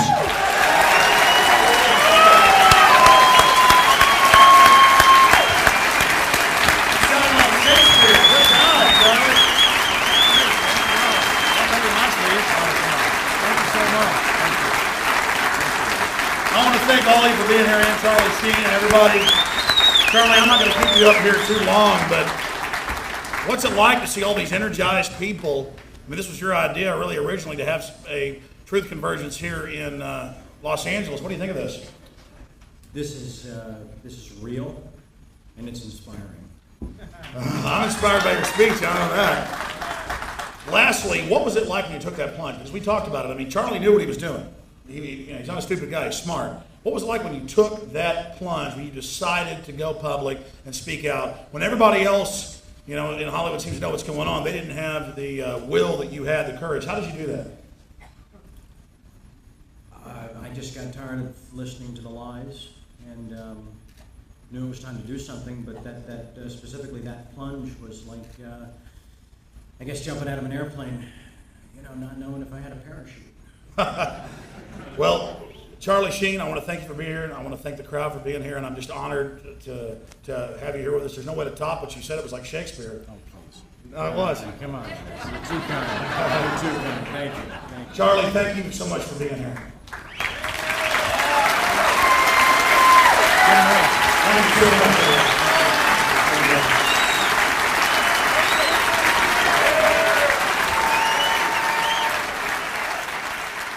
9/11 and the neocon agenda. 9/11, the foundational event for the police state we see unfolding not just in North America and Europe, but worldwide. It's so important.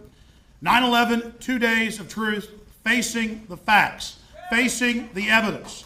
That's what we're doing here today, and I want to thank all of you for being here.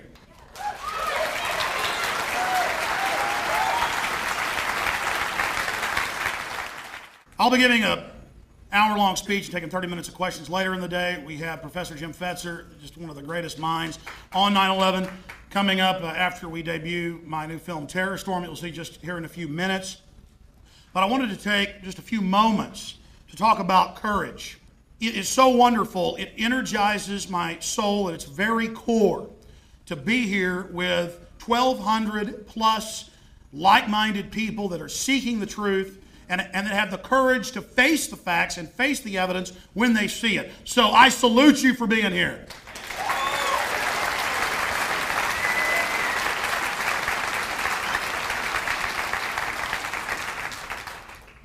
William Rodriguez is one of the heroes that we have here today. There's a lot of courage. There's a lot of courage in this room right now. But think about William Rodriguez. He showed courage repeatedly at levels that if he was in the military, he should win the Congressional Medal of Honor. On that day, he was the head janitor in one of the towers. He stayed in there.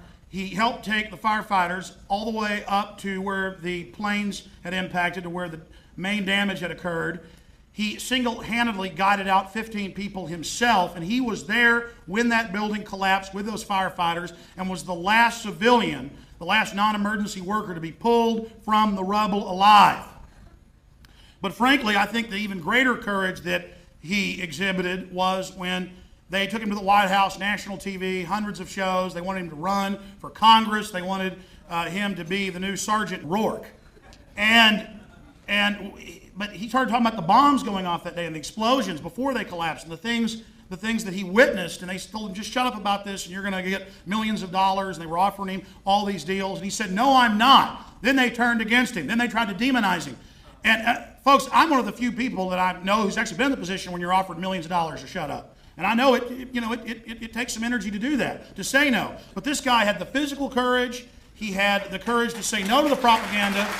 He had the courage to say no to the payoffs. And now he's got the courage to be on the forefront globally with the billionaire philanthropist Jimmy Walter, traveling the world, speaking to members of the Japanese parliament, speaking to prime ministers, former prime ministers in Malaysia, Kuala Lumpur, doing all of this, going and speaking to the head of the parliament in Venezuela, getting an investigation going down there with Hugo Chavez. This man has put himself in the crosshairs big time because he's a real man, he's got courage, and he doesn't like thugs and bullies. He's a hero.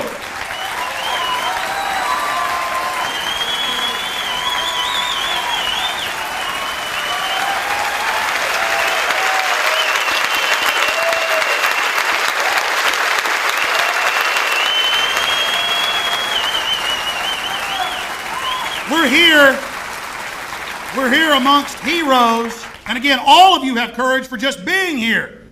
The alternative press that's here has courage. The national press that's here has courage to get this information out, to get in the arena, to put your cards on the table.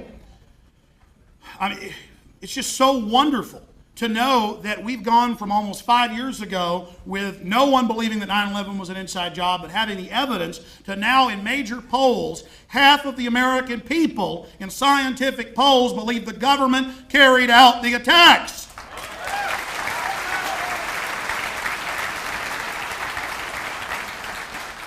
But I'll be honest with you, it wasn't courage on the morning of 9/11 that drove me to go on the air and clearly lay out how it was an inside job, to be the first to do it, to predict it 2 months before, saying bin Laden's CIA, he'll take the fall as a patsy to attack the World Trade Centers. I'd seen all the indicators. I had the assets inside the government to know that was coming. It would take mindless courage to see this tyranny coming and to just give up and roll over and let my family, my children, live as slaves, and I'm not going to do that.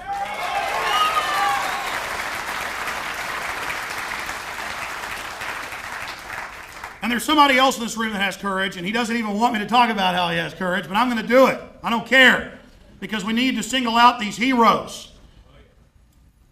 Charlie Sheen a long time ago, got in contact with me, and he was doing research studying 9/11, one of the most informed people I know on the subject. I know a lot of other great Hollywood people who know all about it too. They're very informed, but they don't have the courage to go public and speak out against it and expose what's happened because they understand what would happen to him. And believe me, Charlie and I talked about it before he decided to go public, and I didn't push him. I said, he said, well, I want to go public. I said, are you sure? And he knew what would happen.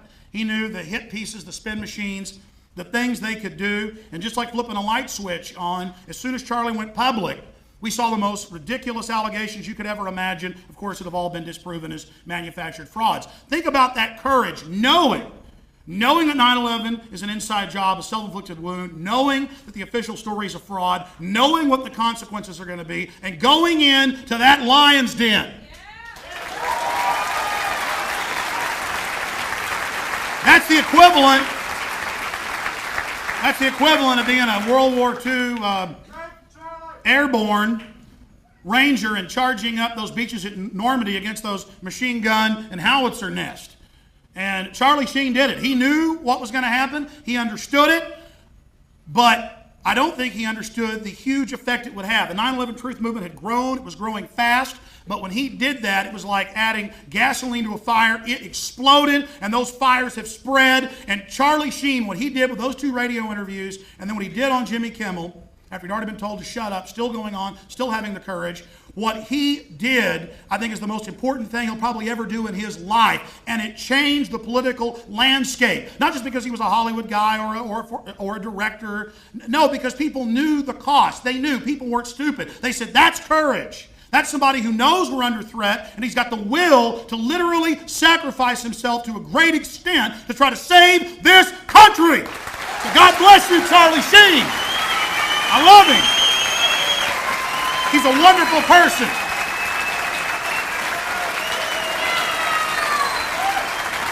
And I stand with him.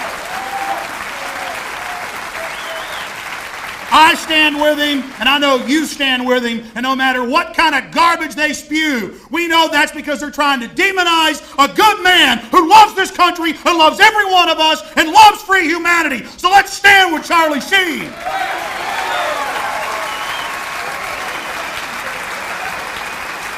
We have to stand with every single hero.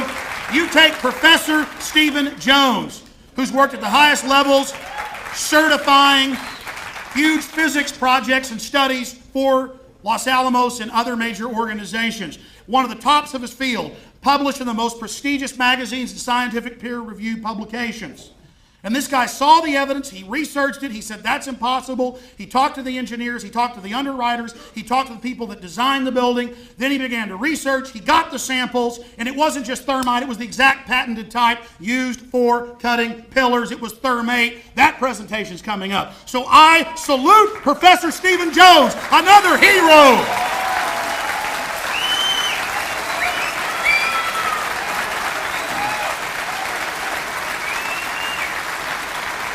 And now he's got other universities, other physicists, other geologists, others in archaeometry, others researching, reviewing, and his data is getting approved, confirmed. It's conclusive. So again, it is so wonderful. It's the greatest thing in my life next to my children to know the greatest experience, the most fulfilling to my soul, deep down. It's like a cool drink of water in the desert to be around people like this. This is the best thing in the world. This is the most wonderful thing in the world. And I know it is for you too. And all of you are leaders. All of you are heroes for being here. You've got to get out there. You've got to become the leaders, not just count on us to be the leaders. We're going to win this thing by all of you going out there and waking everyone up in your area. And I know you're doing that.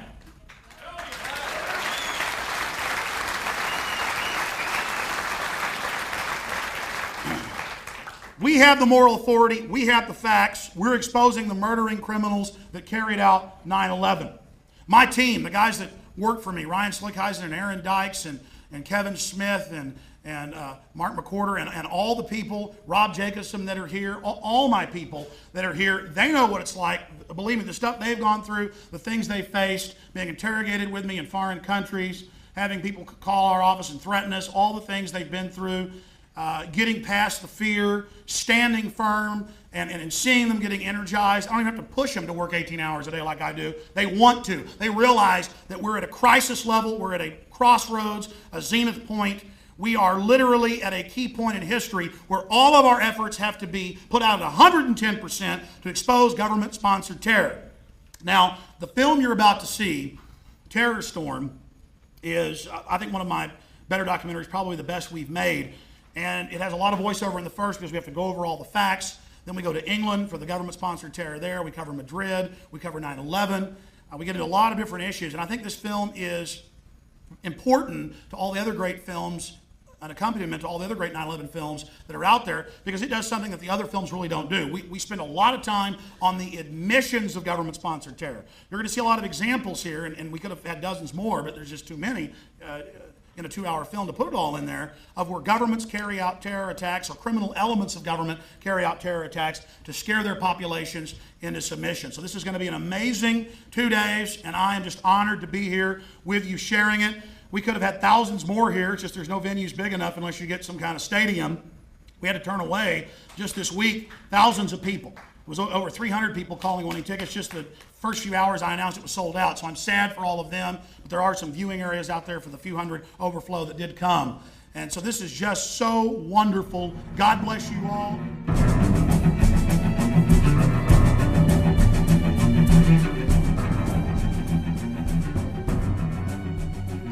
Hello, I'm Alex Jones, and I'm the organizer and presenter of the conference we've been having for the last day. We're now into the second day, 9/11 and the neocon agenda, facing the facts.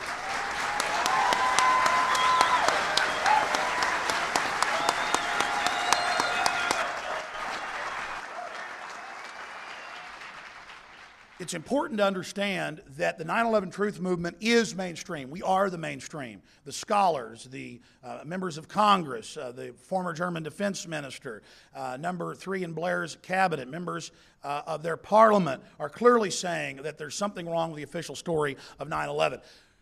However you look at 9/11, we know the official story is a fraud from end to end. Hundreds of discrepancies, hundreds of bald-faced lies, things that are so comical it's hard to believe, but then we have to realize that most Americans and people globally just haven't looked at the facts. But more and more in the last almost 5 years have begun to look at it, and that's why in Zogby polls, scientifically conducted in the last few months, we have, 48% of the American people believing the U.S. government was involved in the attacks, and 68% believing there's a cover-up and should be a new investigation. It was a similar Zogby poll, of course, 2 years ago in 2004. So half of the American people, roughly, believe it's an inside job, and the vast majority smell something rotten in the state of Denmark. The evidence, the science, the facts are on our side. And 9/11 is a foundational event for the military-industrial complex that was clearly involved, criminal elements. They are using it to push a police state, the surveillance state, the NSA control grid here in the United States, to federalize our police, to pass the Patriot Act and the reauthorization of the Patriot Act that I challenge you to read, that eviscerates large sections of the Bill of Rights and is totally unconstitutional. And worldwide, countries are using 9/11 and other false flag events that have clearly been staged, and other patsy actions and provocateur actions to take freedom worldwide. The United States has gone from the tower on the hill shining light to the world, being the most loved, to now in global polls, respected polling agencies, to being the most hated just in the last 6 years. That's a disgrace. And 9/11 has been the foundation to carry out the policies that have created this sad state of affairs. So we must expose 9/11 because, as the establishment told us, everything changed on 9/11. It's a new world. Give your rights up. Give up liberty for security. When you give up liberty, you don't get security. You get the T word, tyranny, in all caps.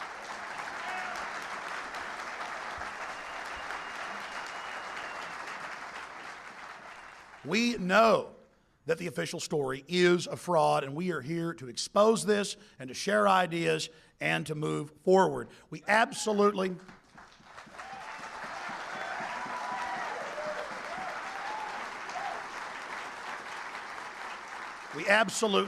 must do this for the future of our civilization. The United States of America is America and was loved because we've never been perfect, but we were the best. This is where the freedom came from. This is where people stood up against kings and queens. This is where black people stood up against oppression. This is the place where we've seen so many struggles for liberty and decency and controlling our own lives. And 9/11 is an attempt by global criminal networks to scare us into submission to their 21st century tyranny. And we say no.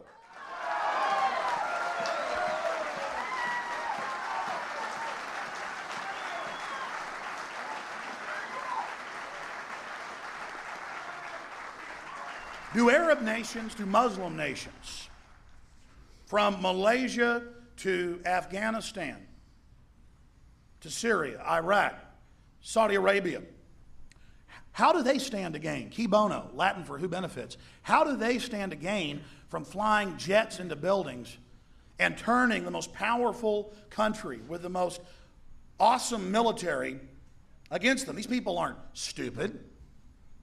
Who has a motive? Who had written in the PDAC documents, Dick Cheney, that we needed a Pearl Harbor catalyzing event? Brzezinski in the Grand Chessboard in '97 said we need a helpful Pearl Harbor event. This is what they said. So we have all this planning, all of this going on. Who gets trillions of dollars of oil? $4+ trillion, and that was at oil price back in 2001. It's almost double that now. $4 trillion in Afghanistan. $4 to $6 trillion in Iraq of discovered reserves there, right under the ground. Hundreds of billions in weapon sales. The war has now cost almost $400 billion. They say we'll be there another decade. That's in the official Pentagon plans. So that'll be well over $1 trillion. If 3.5 years is almost $400 billion, we're talking about almost $1 trillion in weapon sales and Halliburton contracts. This is big money. This is control. But not only that, the PNAC boys told us we'll also use Iraq to build these permanent bases, and that they want civil war there as a pretext to stay and build the bases as a base of operations to then link up, take over Iran and Syria. Then they have Afghanistan. Now they're on China's doorstep. This is about war with China in the final equation. This is about World War III. And there's no reason this needs to happen. We must expose 9/11. It's meant to terrorize the American people and the people of the West into this clash of civilizations that they're engineering. I'd like to introduce our panel now. There's Lieutenant Colonel Bob Bowman. He is the first director of what is known as the Star Wars program, or the Strategic Defense Initiative under Ford and Carter when it was secret. And Lieutenant Colonel Bob Bowman, of course, was the former Director of Advanced Space Programs Development for the U.S. Air Force, and the former United States Air Force Lieutenant Colonel with 101 combat missions over Vietnam. And he holds, again, a PhD in aeronautics and nuclear engineering from the California Institute of Technology, and many, many other letters.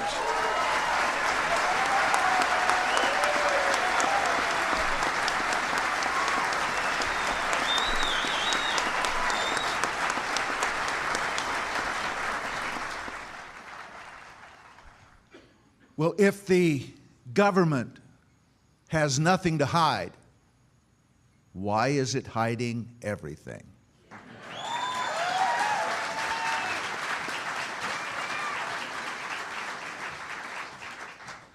Why is it confiscated and hidden or destroyed all the evidence? Why is it hiding the videotape of whatever hit the Pentagon? Why is it hiding the audio tapes of the FAA controllers and NORAD? Why is it shipping off to China immediately all the forensic evidence except a little bit, thank God, that Professor Jones was able to get a hold of?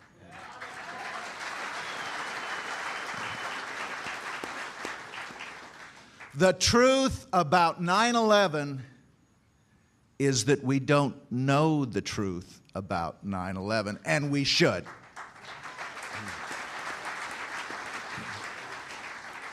I deserve the truth. You deserve the truth. The families of those killed on 9/11 deserve the truth. The American people deserve the truth, and they're not getting it.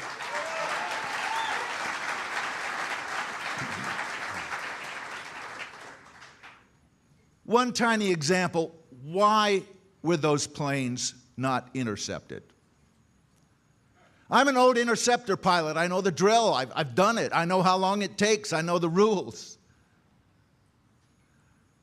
And critics of the government story on 9/11 have said, well, they knew about this and they did nothing. That's not true. If our government had done nothing that day and let normal procedures be followed, those planes, whatever they were, would have been intercepted, the Twin Towers would still be standing, and thousands of dead Americans would still be alive.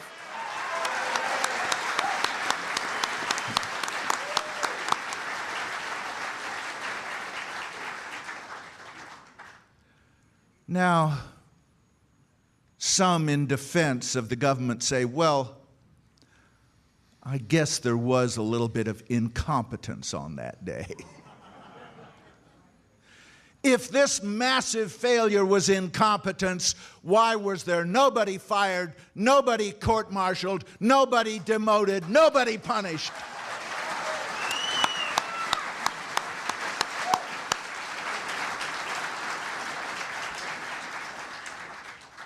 The truth of the matter is that those primarily responsible in a position where they could have made the difference were either promoted or given the Medal of Freedom, for God's sakes.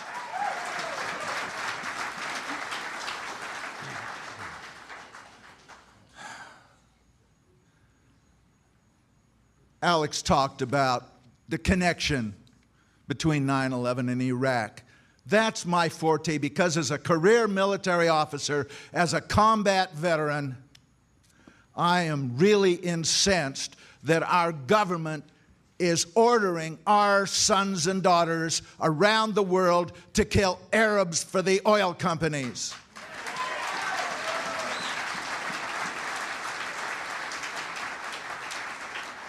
And 9/11 was their excuse. 9/11 was their new Pearl Harbor. People tell me, oh, we had to do something, 9/11, and I say, yeah, but why Iraq? Iraq had nothing to do with 9/11, and Saddam Hussein and Osama bin Laden were bitter enemies.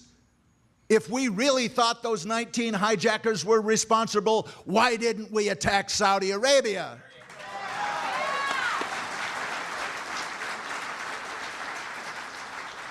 The truth about the Iraq War is that it has nothing to do with weapons of mass destruction or democracy or freedom or getting rid of Saddam Hussein or protecting America or our allies.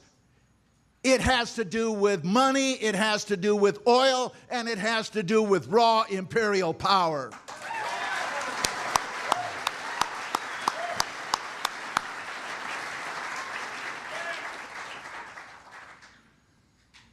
I'm the next congressman from Florida's 15th district.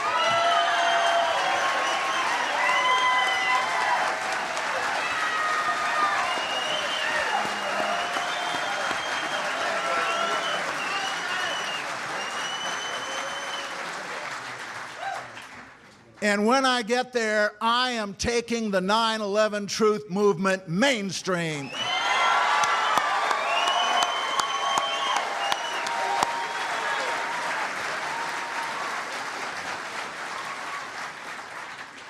It's time the 9/11 truth movement moved out of rented hotels and into the halls of Congress.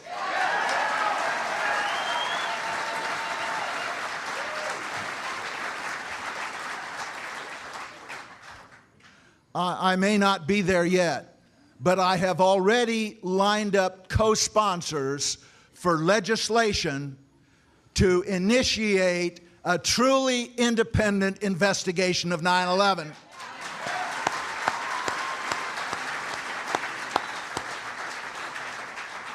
And also articles of impeachment for Bush, Cheney, Rumsfeld, Rice. As a pilot who flew 101 combat missions in Vietnam, I swore an oath to protect and defend the Constitution of the United States against all enemies, foreign and domestic, and that includes a renegade president.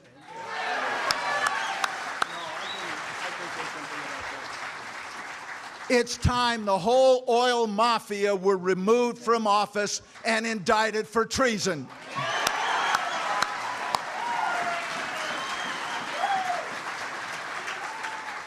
God bless America, and God grant us regime change in Washington, D.C. Thank you. I'm not going to be able to introduce this guy properly, so later I hope he tells us a little bit more about himself, but he's edited many books, published books on government criminal activity, on the JFK assassination. Professor James Fetzer founded 9/11 Scholars for Truth, a group with over 300 faculty, students, and scholars who question the official scientific account of the September 11, 2001 attacks. The group was founded December 15, 2005, and has sent shockwaves around the world. It's been a magnet, a think tank, to bring the best and brightest minds in many different fields together to expose 9/11 and other government-sponsored terror events. Professor Jim Fetzer. We've not only been able to falsify, refute the alleged physics of the situation, but essentially everything the government has told us about 9/11 is false. Let me offer an illustration. I've always been very suspicious of this scenario in which a ragtag group of terrorists with box cutters could overtake 4 commercial airliners. In my opinion, any group of American passengers confronted with a couple of terrorists with box cutters would have beaten them to death with their luggage. So let me offer you my top 10 reasons for thinking they are fake. And where's Paul Schaefer when you need him? Number 10 top reason for thinking the hijackers are fake. Their names do not appear on any passenger manifest. That's not easy to arrange, my friends. If you know of any other case, I'd be interested in hearing it. Number 9, none of them were subject to any autopsy. Would have been interesting, powerful evidence if, in fact, we had some bodies here to offer some proof, but there is none. Number 8, top 10 reason for thinking these hijackers are fake. 5 to 7 at least have turned up alive and well and living in the Middle East. They've even been interviewed by the BBC and The Guardian in the UK. Now, I dare say that if they were actually killed in the impact of these airliners, then it's even more difficult to imagine how they could have arranged those interviews. Reason number 7. The FBI, nevertheless, has not revised its list. This is quite surprising. They have to be aware. David Ray Griffin's second book on 9/11, the 9/11 Commission Report, Omissions and Distortions, makes this point as his number 1 item. They have to know, yet they have not revised their list. As an aside, I expect we're going to see some backtracking and equivocating now, and they're going to be saying, well, maybe they aren't really sure about all the names on their list. But listen to this. Reason number 6. A special agent of the FBI by the name of Flagg, F-L-A-G-G, has explained that the FBI knew almost immediately the names of all 19 hijackers because they discovered a piece of luggage left by Mohammed Atta when he had driven up to Portland and then turned around and rushed down to Logan just in time to participate in the hijacking of a plane from that airport.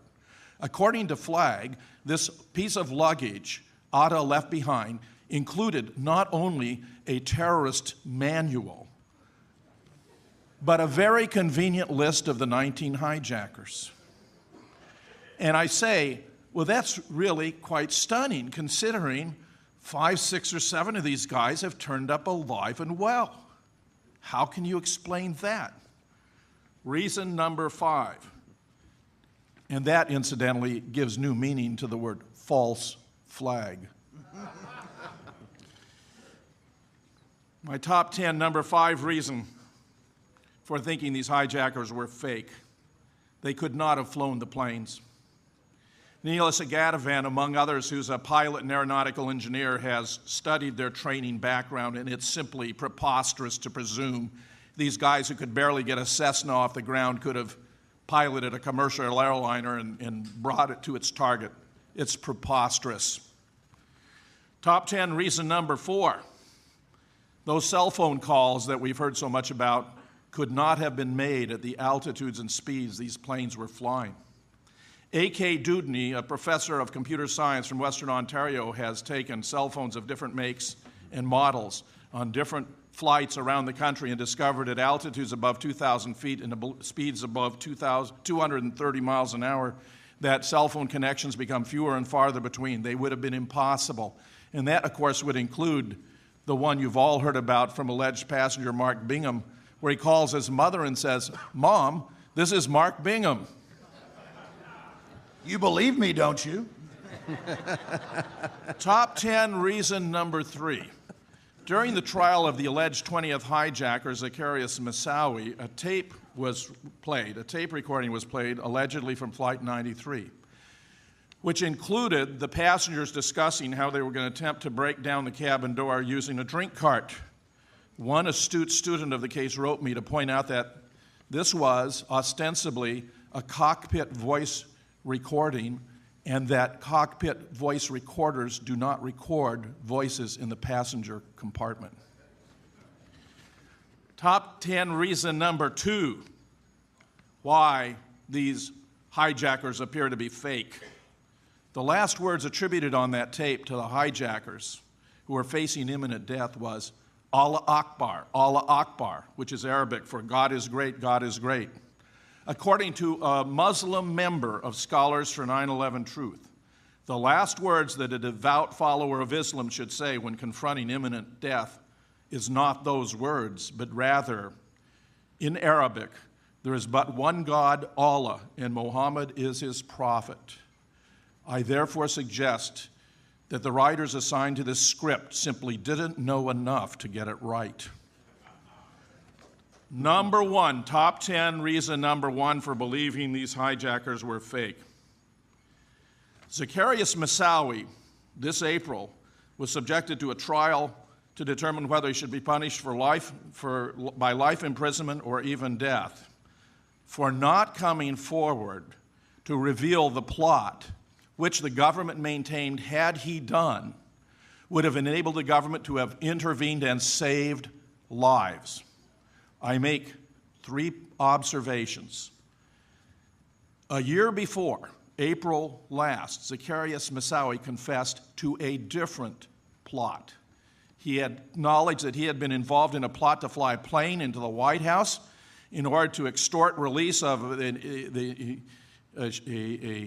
terrorist, a sheik who had been imprisoned for terrorist activities in 1993. He denied he had anything to do with 9/11. That is the crime to which he confessed. A year later, the federal government has played a shell game, and now they're insinuating and implying he had something to do with 9/11. As my good friend Webster Tarpley has observed, this man had no obligation to come forward and to confess his involvement in a plot. Even if he had been involved in 9/11, we still have something here known as the Fifth Amendment.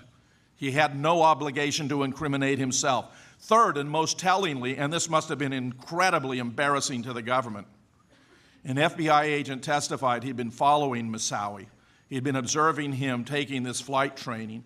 He had suspected that he might be involved in a terrorist plot, even to fly planes into the trade towers, though he suggested later that was merely a lucky guess.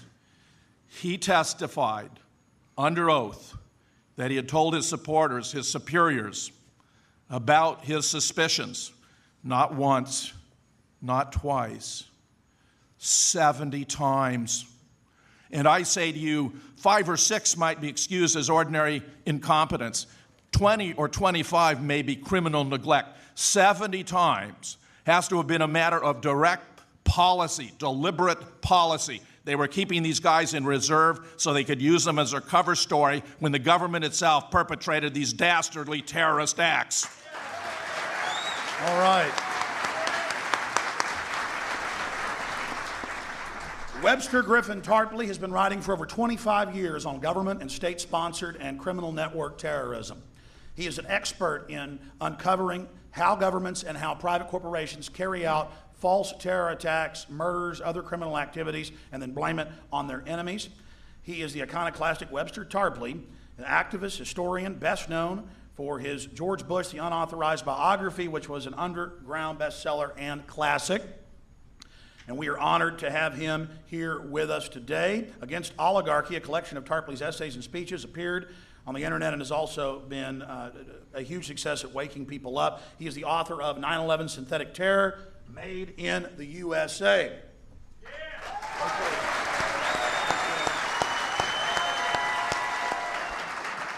Well, if the government or elements of it were involved, it'd be so big it'd come out. People would speak out, we'd find out. Is it the answer we have? If you go and look at something like the Manhattan Project to build the atomic bomb, there were tens of thousands of people involved, and the secret never came out. So I think this is generally a red herring. Let me just say how I got into this. I was in Berlin on September 11th, so it all hit me late in the afternoon after coming out of a conference that I was attending. When you see something like this, you're confronted by an act of spectacular war provocation, obviously involving hundreds and hundreds of people, hundreds of millions of dollars. And you can figure out, for me it was about 30 seconds in Berlin to figure it out, who could do that? Who has the physical, technical capability? If you know the contents of the world in terms of secret intelligence agencies, you know it's the US, the British, the French, the Russians, the Mossad. And of course, other countries in their own soil. But given where it was and when it was, given the suppression of air defense for 1 hour and 45 minutes and even more, it can only be a force inside the US command, with some help, as we turn out later to find, from the British, from MI5, MI6. Now, the goal of this is obviously to bring about the war of civilizations, the Samuel Huntington thesis, the Wolfowitz doctrine about never letting any other power in the world get even regional predominance, and then the PNAC documents which publicize this entire thing. So you're dealing with a coup d'etat. 9/11 is a coup d'etat, one part of the government attacking another part of the government. I would say, if you want to identify who did it, we can talk about a rogue network, an invisible government, a secret team, the deep state, the fifth column, many words that have been coined to describe what everybody is vaguely aware of, that if you go back to the Bay of Pigs invasion, the Kennedy assassination, the Gulf of Tonkin, the Vietnam War, and in particular, the Iran-Contra drug running and gun running, this is necessarily the network that has the physical and technical capabilities to carry this out. Now, I came to this from having studied NATO spheres of influence terrorism in Central Europe, the Moro assassination, the Red Brigades in Italy, the Baader-Meinhof group in Germany, and also the Iran-Contra questions. And when you look at it from this point of view, there's a prima facie conclusive case that the only agency that's capable of doing this is one cutting across the Department of Defense, the CIA, the NSA, the National Security Council, and so forth. Now, that hypothesis has to be then tested by a rigorous research, which I tried to do for my book, 9/11 Synthetic Terror, Made in USA, and I think the finding is now conclusive.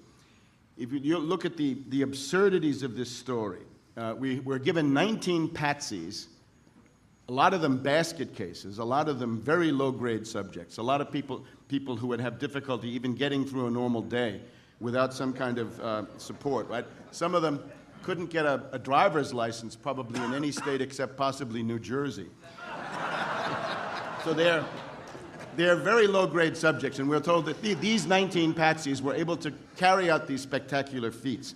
The fact that they lived on military bases and were trained on military bases and were, I believe, reporting to terrorist controllers and case officers inside something like the Able Danger organization. You've also got the fact then of 1 hour and 45 minutes with no air defense. You've got the fact that the buildings had to come down through controlled demolition. It's a physical anomaly, as Professor Jones has said. It's clear also that there's no Boeing aircraft at the Pentagon, but rather something much more like a cruise missile. And finally, in Shanksville, the airplane has obviously been destroyed in midair, probably shot down, probably blown up in this way. There's also another level. This myth is absurd. It is intellectually and morally degrading to believe it. It is a myth of fascist Hitlerian proportions. The Nazis talked about the myth of the 20th century as nationalism and chauvinism. Terrorism is now the myth of the 21st century. We're told that the purpose of the United States for the entire foreseeable future is the war on terror and nothing but. That's no future for the United States or for the world. It is a racist and warmongering myth. And if you believe it, you will share in the degradation of the ruling elite of this country, who have, I think, they're headed for a tremendous crash and dead end. The most important thing is that the 9/11 myth is, of course, the premise and the root of the Afghanistan war and the Iraq war and the coming attack on Iran. I left Washington a couple of days ago. Washington is gripped by a war psychosis. Preparations are virtually complete for the nuclear attack on Iran based on absolutely nothing. We've got prestigious figures from the Clinton administration, Secretary Perry, calling for a preemptive attack on North Korea. And perhaps the scariest of all, the Lieber and Press article in Foreign Affairs in the March-April issue, talking about a first strike against the thermonuclear forces of Russia and or China. 3 paths leading to World War III, the incineration of this planet, all of them presided over by a group I can only call the neocon fascist madmen, the Strangeloves, the people who have got to be driven out of public life. Now, the basis of their power is the 9/11 myth. We are now in a race against time. Cheney and Bush have run up against a brick wall in the United Nations. They need an outside event. The Cheney Doctrine calls for the nuclear attack on Iran in the wake of a new fake 9/11 or new fake Gulf of Tonkin. That is now what is being prepared. The task of our movement, as I see it, is to educate the U.S. and world populations to the following point. If weapons of mass destruction go off anywhere in the world, please don't think Bin Laden, the cave, Afghanistan, Pashtunistan, or some other myth-drenched region. Please don't think it's Iran or Hezbollah. They're not that stupid. You've got to look to Cheney's office, Cheney's backers, Cheney's controllers, the neocon war party, and above all, the invisible government, the people with the technical ability to bring these things about. So I think this is our task, to educate the people to the point where the weapon of terrorism, which the oligarchy, the invisible government proposed to use to organize this society, we must take that weapon and break it before their faces, deprive them of the ability to stampede and manipulate hundreds of millions of people using these cynically planned terrorist events of the synthetic terrorist type. And I think that's what our movement has to do. Thank you. We have Professor Stephen E. Jones. Is Professor...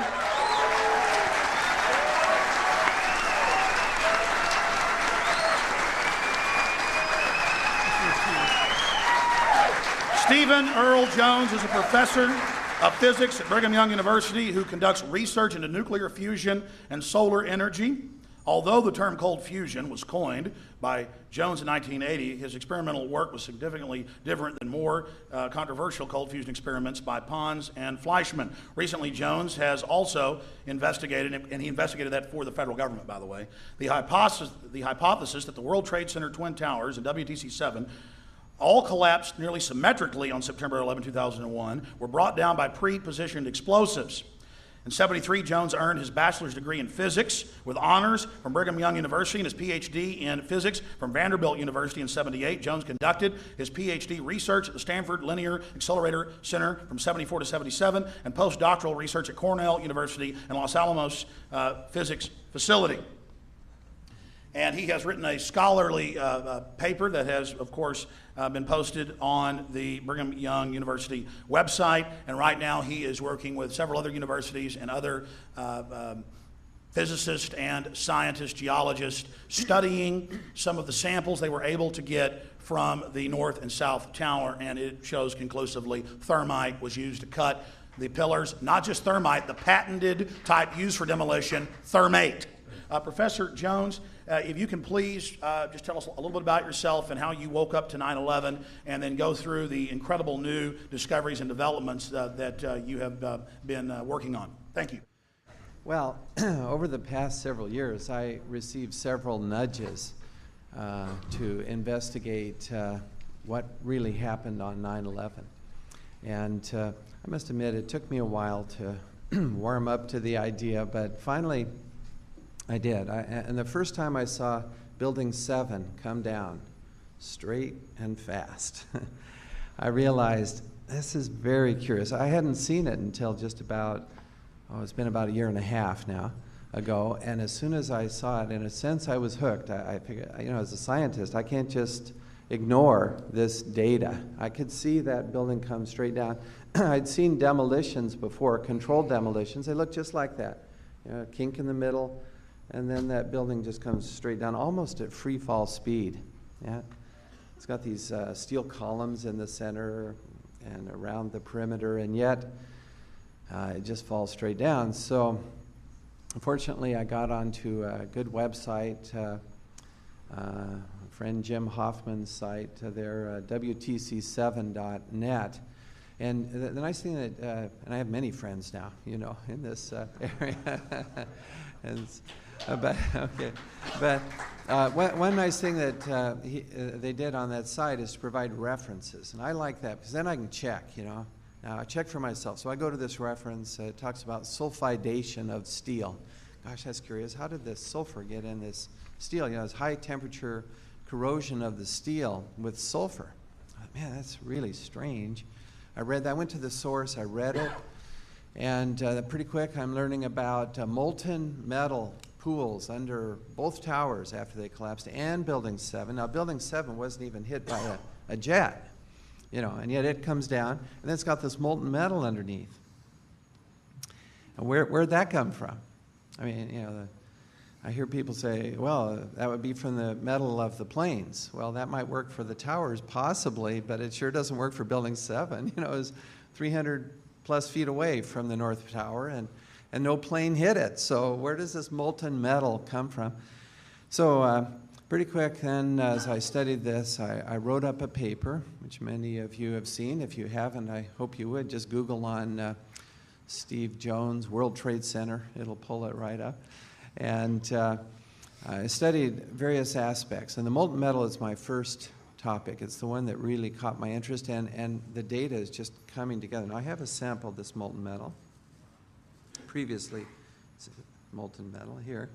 Just a tiny sample. This is really all we need. I brought along with me at the last minute. I thought, well, I'll throw that in.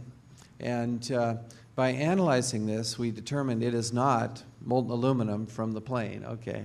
Indeed, it contains a great deal of iron, which is the product of the thermite reaction. Now, thermite can be purchased on eBay, and many people, I show it in my class, physics, and I'll be showing it this fall in my physical science class. It's commonly shown. It's a very brilliant reaction. You get this white flare, this white dust, which is aluminum oxide coming off, and then this yellow hot molten metal, just white yellow hot, flowing out of this reaction. Now this thermite is so hot, this molten iron, especially when you mix sulfur in. Now it's called thermate. So sulfur added to this molten iron, it'll just cut through steel, through structural steel, for example, like a knife through butter. And we also see this molten, yellow hot molten metal with white wispy ash pouring out of the South Tower just minutes before its collapse. And I've shown this video, and it's just amazing. Photographs of that. It's in the NIST report. They say, well, probably molten aluminum from the aircraft. No, sorry, it's not. We did experiments at BYU with molten aluminum. We heated the steel pan up to yellow hot temperature, pour that aluminum out. It looks like silvery aluminum, even though the pan is yellow hot. And there's reasons for that. Aluminum just doesn't emit much of this incandescent glow. It's very low emissivity. Sorry for the technical details, but the point is the experiments show it still looks silvery, and yet out of the World Trade Center it's yellow hot, okay? So as we looked at this, and the evidence is just piling up, this is, it has the characteristics not of molten aluminum and not of molten, you know, it's not just structural steel that somehow melted, no. It's very little chromium. But it does have sulfur and manganese and some other elements that are characteristic, you see. It's like a fingerprint that the criminal left behind. This carries with it evidence. How was this done? What was used? And I should explain real quickly. This particular, people ask me all the time, where'd you get this? Well, there's a woman in Northeast who is involved, went to one of these memorials that was being put together, you know, the 9/11 memorial, structural steel from the World Trade Center. She noticed on it dirt clinging to the structure. This is several years ago, before I joined the game here, so to speak. And she said, well, that dirt is going to be subject to rain. It's just going to be a mess. And so she just cleaned it up. She just cleaned some of that dirt off. You know, it's in the Northeast, and this memorial's going up. She cleaned it up, put it in a bucket. She saved it. Then as soon as my paper appeared, she read my paper. This last November would have been. As she read my paper, I'm calling for an investigation, particularly of this molten metal, and see what's going on. It'll tell us what happened, give us insight into what really happened on 9/11. Well, she immediately sent me this sample, quite a large sample actually, but not all of it. She said, I'm keeping some back, and I said, that's good, because we may want to, you know, have another lab check it. Don't send it here, you know, you'll send it to another lab directly at some point, probably. Anyway, in there, I don't think she even noticed, there's this molten metal chunks, see? In with this, just from this memorial to 9/11 and to the families, who I deeply sympathize with those families. So we checked this metal, and that's how we got it. And another sample like it, same characteristics, high in iron, manganese, fluorine. I mean, you know, where do these chemicals come from? And then as I studied about thermite, arson, I'll wrap it up here. No, I was checking to see if my mic was live, Professor. It's key to state you got it from another site separately. Yes, we have two separate sites. This other one, okay, so, but similar process, you know, acquiring this, just private people, you know. And so anyway, the point is, as we analyze this, I get into this question of thermite arson. It turns out that arsonists, these are the bad guys, right? Start fires using thermite. I mean, you can buy this stuff on eBay. It's not like it's a secret or something. And I don't recommend you play with this stuff, by the way. It's very dangerous. Okay, molten yellow hot iron pours out of this. It's highly dangerous, but it will cut through iron. So arsonists use it, and now there's a whole field then of investigation. Investigators know how to look at this metal. And so, but these things are coming together, this chain of evidence. This is not the only thing. This is just one of the things. The collapse of Building 7 is another. Studied that. A great paper by Professor Cutler. It's in the Journal of 9/11studies.com. You can look that up. His paper on the collapse of Building 7. And so anyway, this chain of events leads me to reluctantly conclude that indeed there does seem to be insider. In other words, not just the hijacked planes, but also others involved setting these thermite cutter charges in the World Trade Center to bring them down. This, again, leads to the conclusion that our Constitution, which is our heritage as Americans, I love my country, I love the Constitution and the people in America. I'm afraid that our Constitution is literally hanging by a thread at this stage. And Professor, can you specifically, because you've talked about this on my radio show, you published it, you looked at the thermite, you tested, it's not just thermite, it's the patented thermate. With the sulfur. With the sulfur on top of it as an accelerant. then we expand on that. This is even patented. This is actually used to cut large pillars. It's true that when you add sulfur to the thermite, it now cuts very quickly through steel. And again, do you remember earlier I spoke of this paper I read? These metallurgists in Massachusetts had looked at World Trade Center 7 steel and some from the towers also. Strange, they said, that high temperature sulfidation, where does this sulfur come? Where do these high temperatures come from? Well, the answer, you see, we're getting at, it's totally consistent with this thermate. So specifically, you looked at the science, and only thermite could create these molten pools that a month later were still at many thousands of degrees hotter than jet fuel burns down in the basement collapse area. And then you have the hypothesis thermite could do that. It's a prime suspect. You get samples. It's not just thermite. It's the demolition special design thermate. Yeah. Unbelievable. That's accurate. I mean, and it's consistent with these other metallurgists. See, that was in the New York Times as the sulfidation of the steel came out. You know, World Trade Center 7, there's no airplane that hit it. And so how do you explain this? And then the towers too. And the New York Times said this is the greatest mystery uncovered so far. Words to that effect. All right, thank you. Thank you, Dr. Jones.